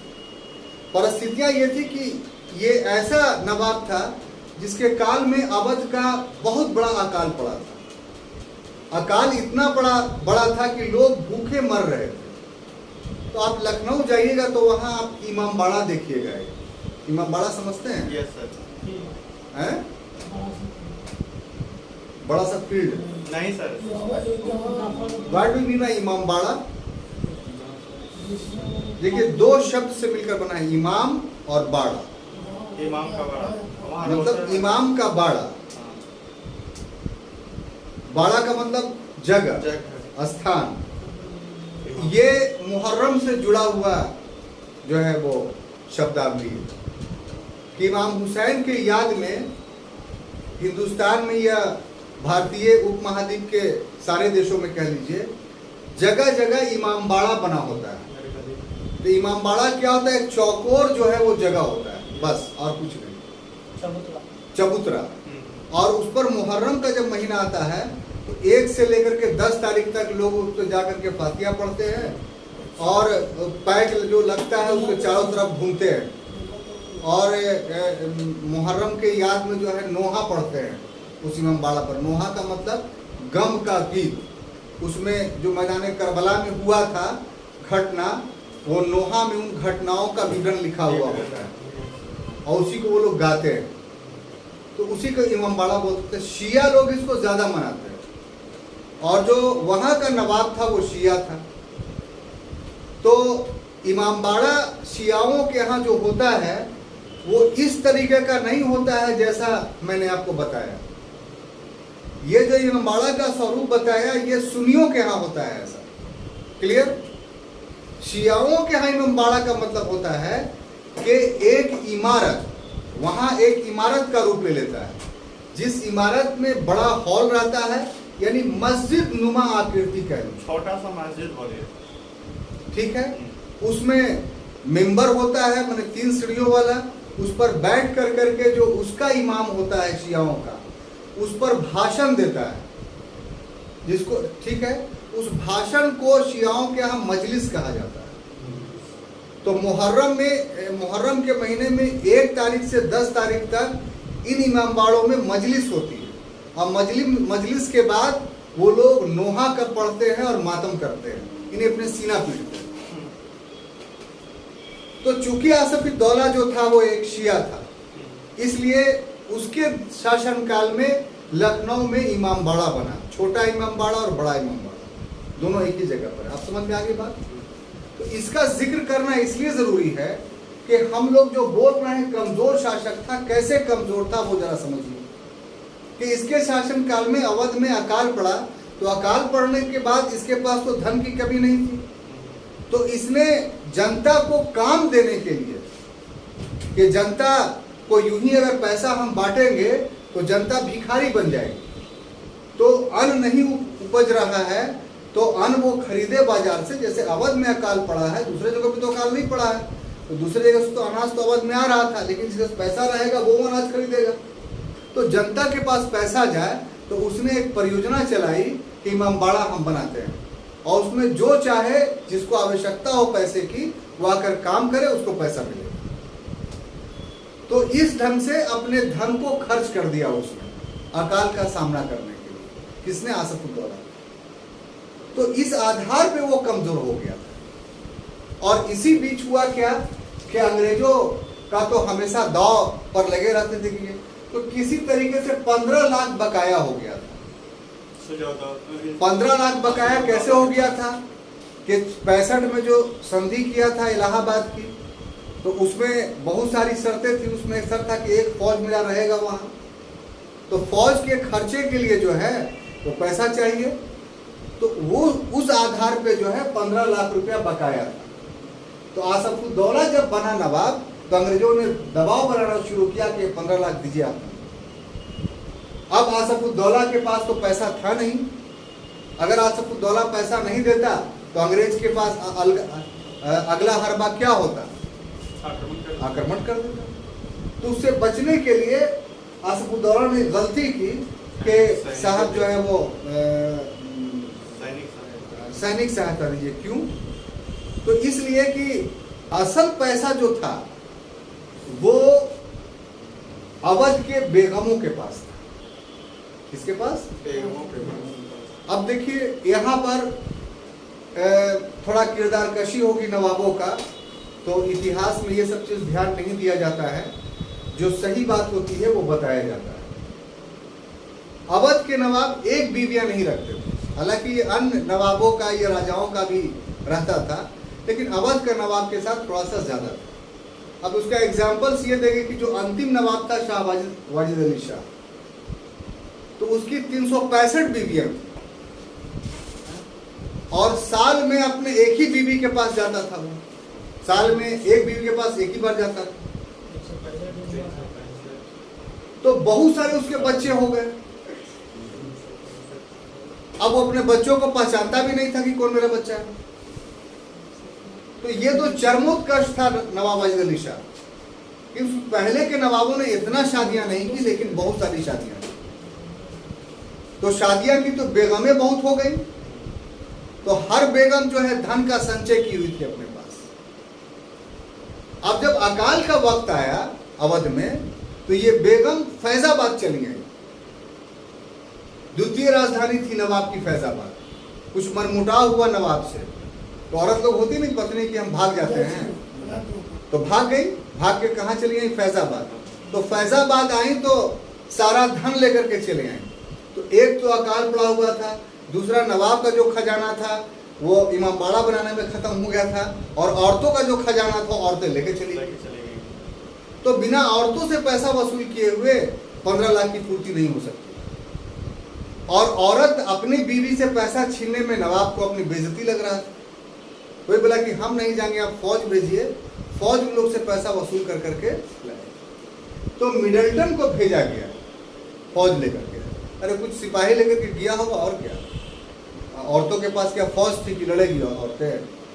तो उन लोगों ने जिस प्रकार से अभद्रता का व्यवहार किया है, यानी जो औरतें पर्दा नशी थी, पर्दे में रहती थी, उनके कानों से बालियां छीनी गई, जो कमर में या गले में जो पहनी रहती थी वो सब छीन लिया गया। मूल धन के अतिरिक्त किसी ने नहीं दिया तो उसके साथ जबरदस्ती किया गया, और इस ढंग से पैसे की वसूली करके 15 लाख चुकता किया। तो इसका बहुत विरोध हुआ, इस घटना का वारेन हेस्टिंग्स पर बहुत विरोध हुआ। बर्क एक व्यक्ति था जो वहाँ का पार्लियामेंट्रियन था, उसने इसी घटना के विरोध में जो है वारेन हेस्टिंग्स पर जो है वो महाभियोग लाया। ये क्वेश्चन आता। और इसके साथ साथ और जो पूर्व की जो 2 घटनाएं थी उन घटनाओं का भी उसमें वर्णन किया गया है। लेकिन मूल रूप से जो महाभियोग वारेन हेस्टिंग्स पर लाया गया बर्क के द्वारा, वो अवध के बेगमों के साथ जो वारेन हेस्टिंग्स ने मामला किया उसके वजह से। तो ये आपने देखा। अब देखिए चौथा जो है कार्नवालिस एवं शोर की अवध में। ये तीनों जो पढ़े आप, इसमें गवर्नर जनरल कौन था? तो वारेन हेस्टिंग्स। एक बात ये भी याद रखिए, गवर्नर जनरल कौन था? Warren Hastings. और अब जो हम लोग पढ़ रहे हैं चौथा घटना, वो 2 गवर्नरों के काल में, एक कार्नवालिस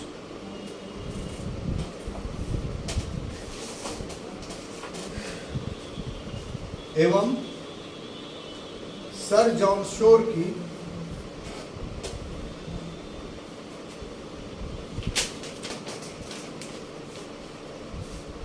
अवध नीति।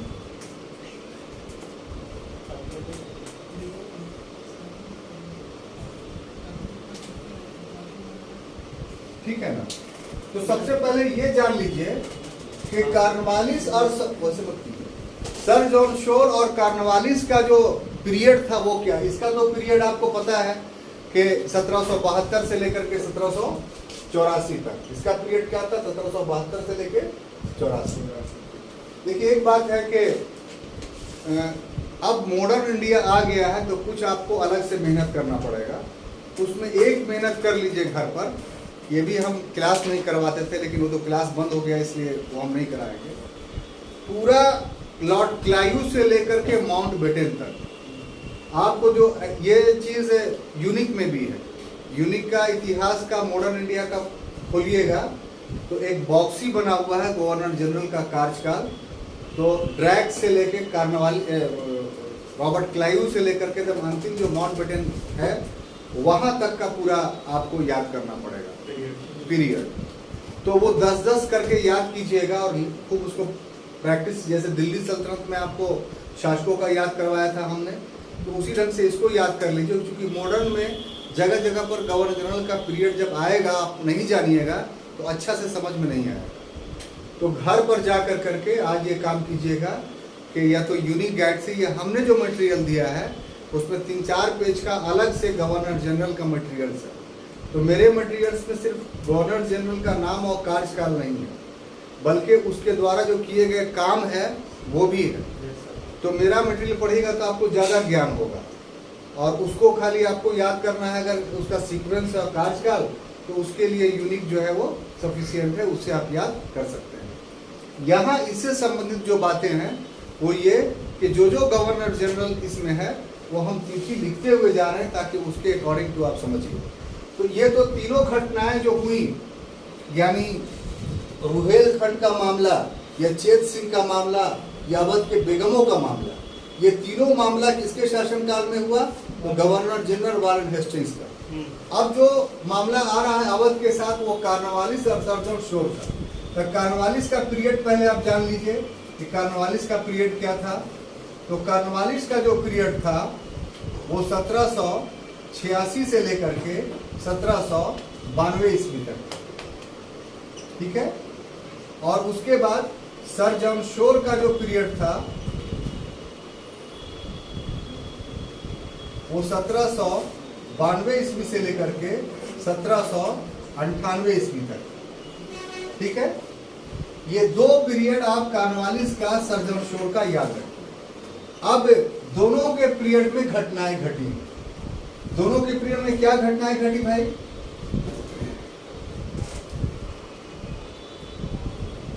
तो इस समय नवाब कौन था? तो आसफुद्दौला था। तो आसफुद्दौला का जो वजीर था उसने निवेदन किया किस बात का? सेना हटा देने का।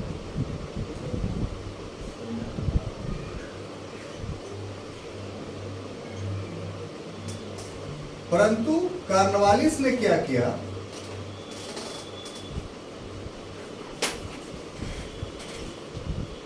कि सेना तो नहीं हटाया, लेकिन 74 लाख जो वार्षिक था इसको घटा कर करके 50 लाख कर, ठीक है। इसको समझिए कि जब कॉर्नवालिस का पीरियड आया तो उस समय गवर्नर जनरल, उस समय भी जो नवाब था वो आसफुद्दौला ही था। तो आसफुद्दौला क्या था? आर्थिक संकट से जूझ रहा था। तो आर्थिक संकट से जूझने में उसने चाहा कि हम आर्थिक बोझ अपना कम करें। तो उसके सामने एक प्रपोजल दिया वजीर को कि अगर ब्रिटिश फौज यहाँ से चली जाती है तो हम जो 74 लाख रुपया वार्षिक हम दे रहे हैं वो मेरा बच जाएगा। तो ब्रिटिश फौज की हमें जरूरत है नहीं। तो इस ढंग से अगर 74 लाख वार्षिक हम बचा लेंगे तो आर्थिक संकट जो है हमारा हल हो जाएगा। तो इसके लिए खुद नहीं बल्कि वजीर को बोला कि आप कॉर्नवालिस को निवेदन कीजिए कि अपनी ब्रिटिश सेना को हटा लें। तो वजीर उसका गया कॉर्नवालिस के पास कलकत्ता, उससे निवेदन किया कि ऐसी ऐसी बात है, अगर सेना आप हटा लेते तो हम लोग के लिए बहुत अच्छा होता। तो ब्रिटिश नीति तो कुछ अलग थी। उसकी तो था कि हमको ब्रिटिश सेना अपने खर्चा पर नहीं रखना है, इतना तेज था। रहेगी ब्रिटिश सेना लेकिन खर्च कौन देगा? भारतीय शक्ति। तो वो अगर हटा लेता तो उसकी नीति के विरुद्ध होता है। तो उसने कॉर्नवालिस ने कहा कि ठीक है, घबराओ नहीं, सेना तो हम नहीं हटाएंगे।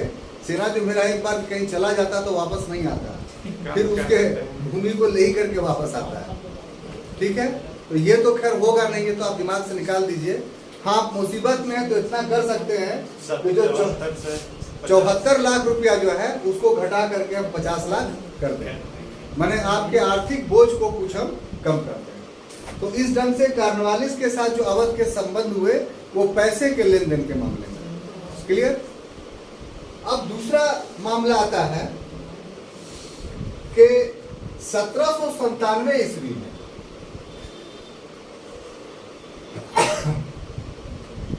आसफुद्दौला की मृत्यु हो जाती है। यानी 75 में बना था वो, और 97 में क्या हो जाती है? इसकी मृत्यु हो जाती है। देखिए, इसकी मृत्यु के बाद दो दावेदार खड़े हो जाते हैं। यानी एक प्रकार से समझिए तो गृह युद्ध की स्थिति आ जाती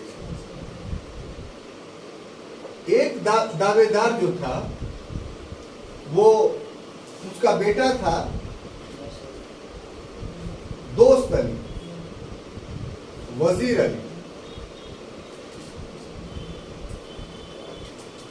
ये इसका बेटा था। दूसरा इसका भाई था सआदत अली, इसका नाम शहादत अली खान।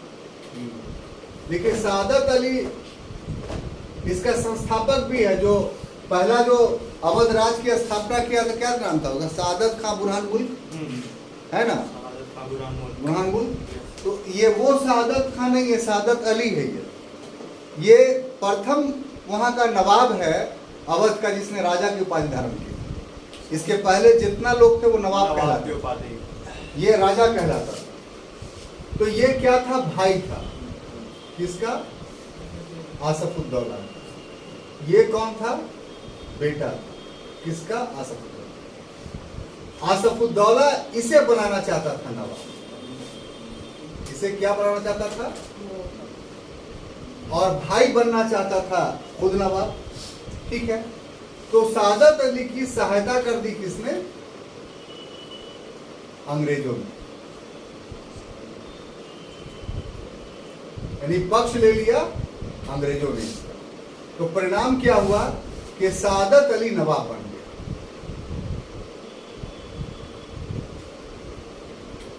और इसके साथ, सादत अली के साथ 21 जनवरी 1798 ईस्वी को,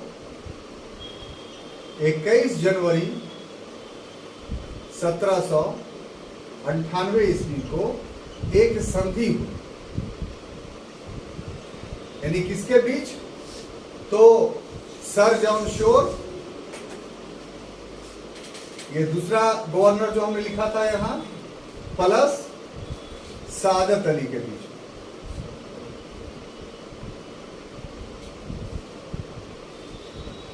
और समझौता जो हुआ उसमें निम्न शर्तें थी। पहला कि 50 लाख से बढ़ा करके जो राशि थी वो कर दी गई 76 लाख। जो कार्नवालिस से कम करवाया था उसने, तो वो और 74 लाख से बढ़ा करके क्या कर दिया? 76 लाख। ये देखिए। और दूसरा कि इलाहाबाद का किला हमेशा के लिए अंग्रेजों को मिल गया। ठीक है। और यह कहा गया कि किसी भी यूरोपीय शक्ति से, सिर्फ हमसे छोड़ करके किसी भी यूरोपीय शक्ति से संबंध नहीं नवाब रखेगा।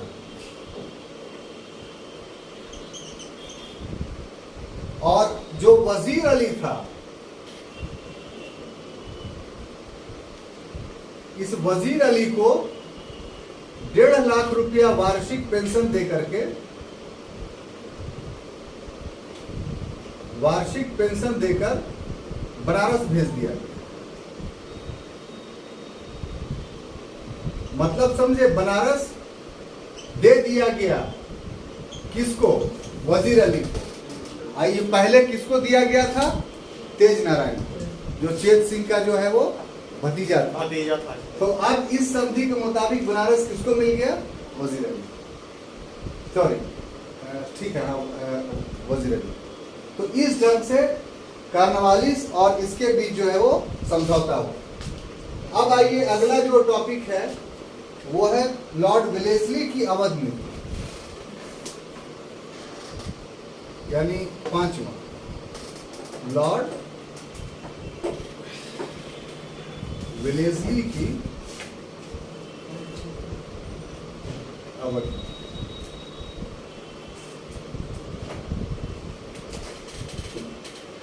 लॉर्ड वेलेस्ली जो वायसराय रहा वो कब से कब तक रहा? Sorry, governor general.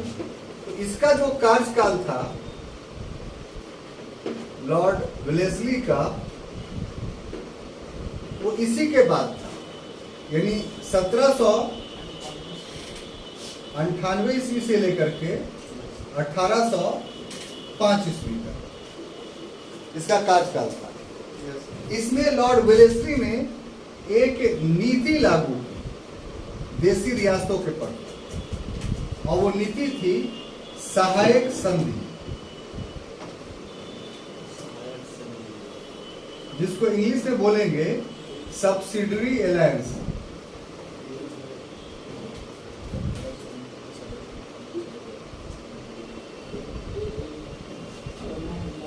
और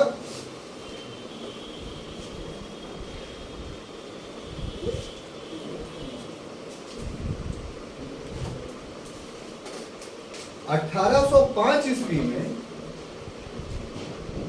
1801 सॉरी में अवध में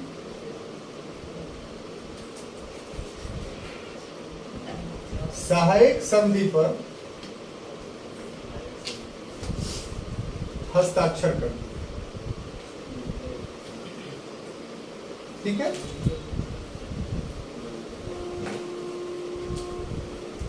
तो ये क्या हुआ वो जरा समझना है आपको कि वेलेस्ली सहाय 98 से 1805 तक रहा, सहायक संधि के लिए जाना जाता। ये सहायक संधि समझिए कि क्या है।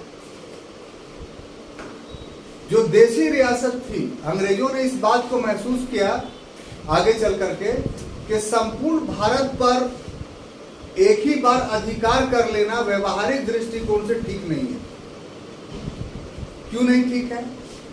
क्योंकि अगर सभी राजाओं को एक ही समय में उनके राज्य से हम अपदस्थ कर देंगे तो ये डर था कि वो अपदस्थ राजा कहीं आपस में मिल गए और मिल करके सम्मिलित रूप से लड़ने लगे मेरे खिलाफ, तो फिर मेरी सत्ता समाप्त हो जाएगी।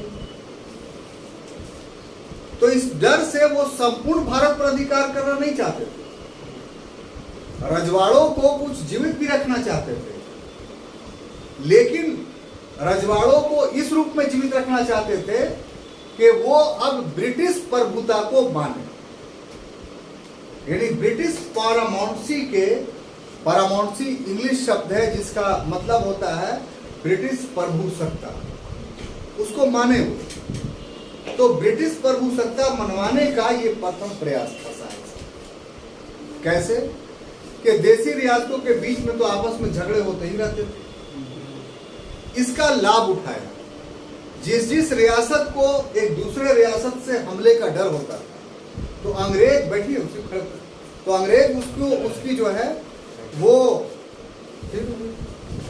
अंग्रेज उसकी सहायता करने के लिए तैयार होते थे, लेकिन एक शर्त अब रख दिया जाता था कि आप ये संधि कीजिएगा तब हम सहायता करेंगे। अब जो नीडी होता था वो तैयार हो जाता कि हाँ भाई बोलिए क्या, तो पहले कीजिए। और संधि में क्या शर्त थी सहायक संधि में कि आप जब हमसे सहायक संधि कर लीजिएगा तो आपकी विदेश नीति आपके पास नहीं रहेगी, आपकी फॉरेन पॉलिसी हम डील करेंगे। अब यहाँ पर फॉरेन पॉलिसी का मतलब ये नहीं कि भारत से बाहर वाला है, आपके क्षेत्र के सीमा के बाहर जो दूसरा राज्य है आपके लिए वो विदेश नीति होगा। अर्थात दूसरे रियासतों के साथ आपको कोई संबंध बनाना होगा तो आप नहीं बना सकते हैं, हम निर्णय करेंगे। ये पहला शर्त। दूसरा कि आपकी सुरक्षा के लिए हमेशा अस्थायी रूप से एक ब्रिटिश फौज आपके रियासत में रहेगी, ये कंपलसरी है। तीसरा सिर्फ ब्रिटिश फौज ही नहीं रहेगी बल्कि एक ब्रिटिश रीजेंट आपके दरबार में रहेगा। आप जो दरबार चलाते हैं, अपना जितना मीटिंग करते हैं तो सब मीटिंग के कार्रवाई में वो भाग लेगा। और चौथा कि जो सेना है उसका खर्च आपको उठाना पड़ेगा। तो जो छोटी रियासत थी उसको बोला कि इसके बदले में पैसा दीजिए आप, और जो बड़ी रियासत थी उसको बोला गया कि इसके बदले में भूमि दीजिए आप। तो ये सहायक संधि में जो 4 शर्तें थी, उन 4 शर्तों को पर अगर साइन कोई कर दिया, इसका मतलब ये हो गया कि पूरी तरीके से अंग्रेजों के कब्जे में अधीन हो गया सर। तो इस तरीके से लॉर्ड वेलेस्ली ने अवध को अब पूरी तरीके से ब्रिटिश पारामाउंसी के अधीन डाला। और इसी के बाद वेलेस्ली के बाद एक गवर्नर जनरल बनता है जिसका नाम था लॉर्ड हेस्टिंग्स। ये है वारेन हेस्टिंग्स, ठीक है। तो लॉर्ड हेस्टिंग्स जब बनता है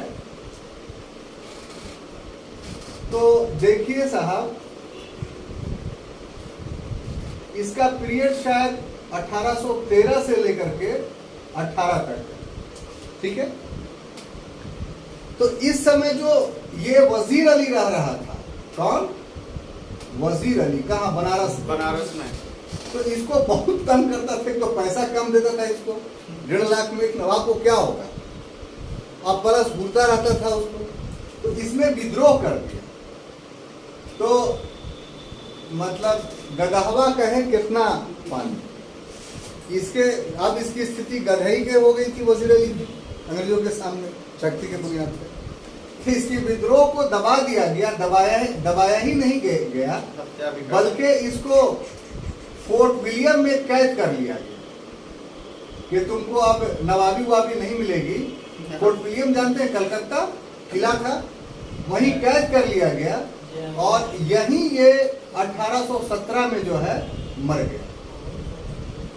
यानी वजीर अली की भी कहानी खत्म हो गई। अब देखिए अगला जो है गवर्नर जनरल जो अवध के साथ जुड़ा हुआ है वो है लॉर्ड डलहौजी। कौन? डलहौजी सर। लॉर्ड डलहौजी।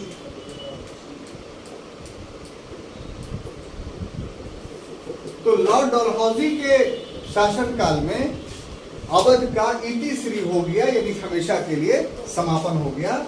इसका पीरियड अगर आप लीजिएगा तो 1848 से लेकर के 1856 ईस्वी तक है लॉर्ड डलहौजी। बहुत सारे हुए, अवध के साथ उसका कोई संबंध जो पूर्ववर्ती था वही चल रहा है। हम लोग को तो फोकस अवध न करना है, हम लोग को गवर्नर जनरल नहीं पढ़ना है। जिन गवर्नर जनरलों का अवध के साथ संपर्क हुआ उसको हाईलाइट करना है। बात समझिए आप। इसीलिए पूर्व में ही हम कह दिया कि जिज्ञासा जगेगी आपको कि हम पूरा गवर्नर जनरल जाने। तो वो समय अभी है। आप अगर अच्छे अध्येता हैं, पढ़ने वाले हैं, तो आप फौरन जा करके आज उसको याद कीजिए। और अगर याद हो जाए तो कल आप सुना दीजिएगा तो समझ जाएंगे आप अध्येता हैं। और नहीं सुनाइएगा इसका मतलब ये है कि सब ये कान से सुनते हैं, ये कान से निकाल देते हैं। तो आप तो बच्चे नहीं है कि मौलवी साहब की तरह छड़ी लेकर के आपको पढ़ाएं। हम तो निर्देश दे सकते हैं, रास्ता बता सकते हैं, है ना। तो अब देखिए ये जो है एक अपना इसकी भी एक नीति थी, यह सिद्धांत था। जैसे लॉर्ड वेलेस्ली का सिद्धांत था, तो इसकी नीति थी जिसको बोलते थे व्यापकत सिद्धांत। क्या? व्यापकत सिद्धांत। इसको इंग्लिश से बोलते हैं डॉक्ट्राइन ऑफ लैप्स।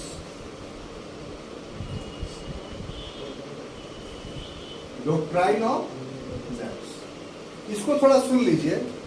इसमें लॉर्ड बहुत सारे रियासतों का इसमें इस सिद्धांत के तहत ब्रिटिश अवध को अपने अंतर्गत कर लिया। रुकिए ना, अभी नहीं, वैसे नहीं पढ़िए। लास्ट पीरियड है, क्लास का अंतिम समय है, तो हड़बड़ी में मत रहिए। नहीं तो इतना मेहनत से आप सुने हैं, पढ़े हैं।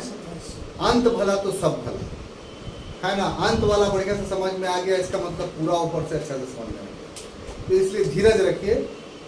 टॉपिक जिस दिन एक दिन खत्म होता है तो समय थोड़ा लगता है, घबराइए नहीं। लेकिन हर टॉपिक का डिमांड होता है तो उसी हिसाब से हम पढ़ाते हैं। और जिस टॉपिक में 2-3 क्लास लेने की जरूरत होती है उसमें लेते हैं।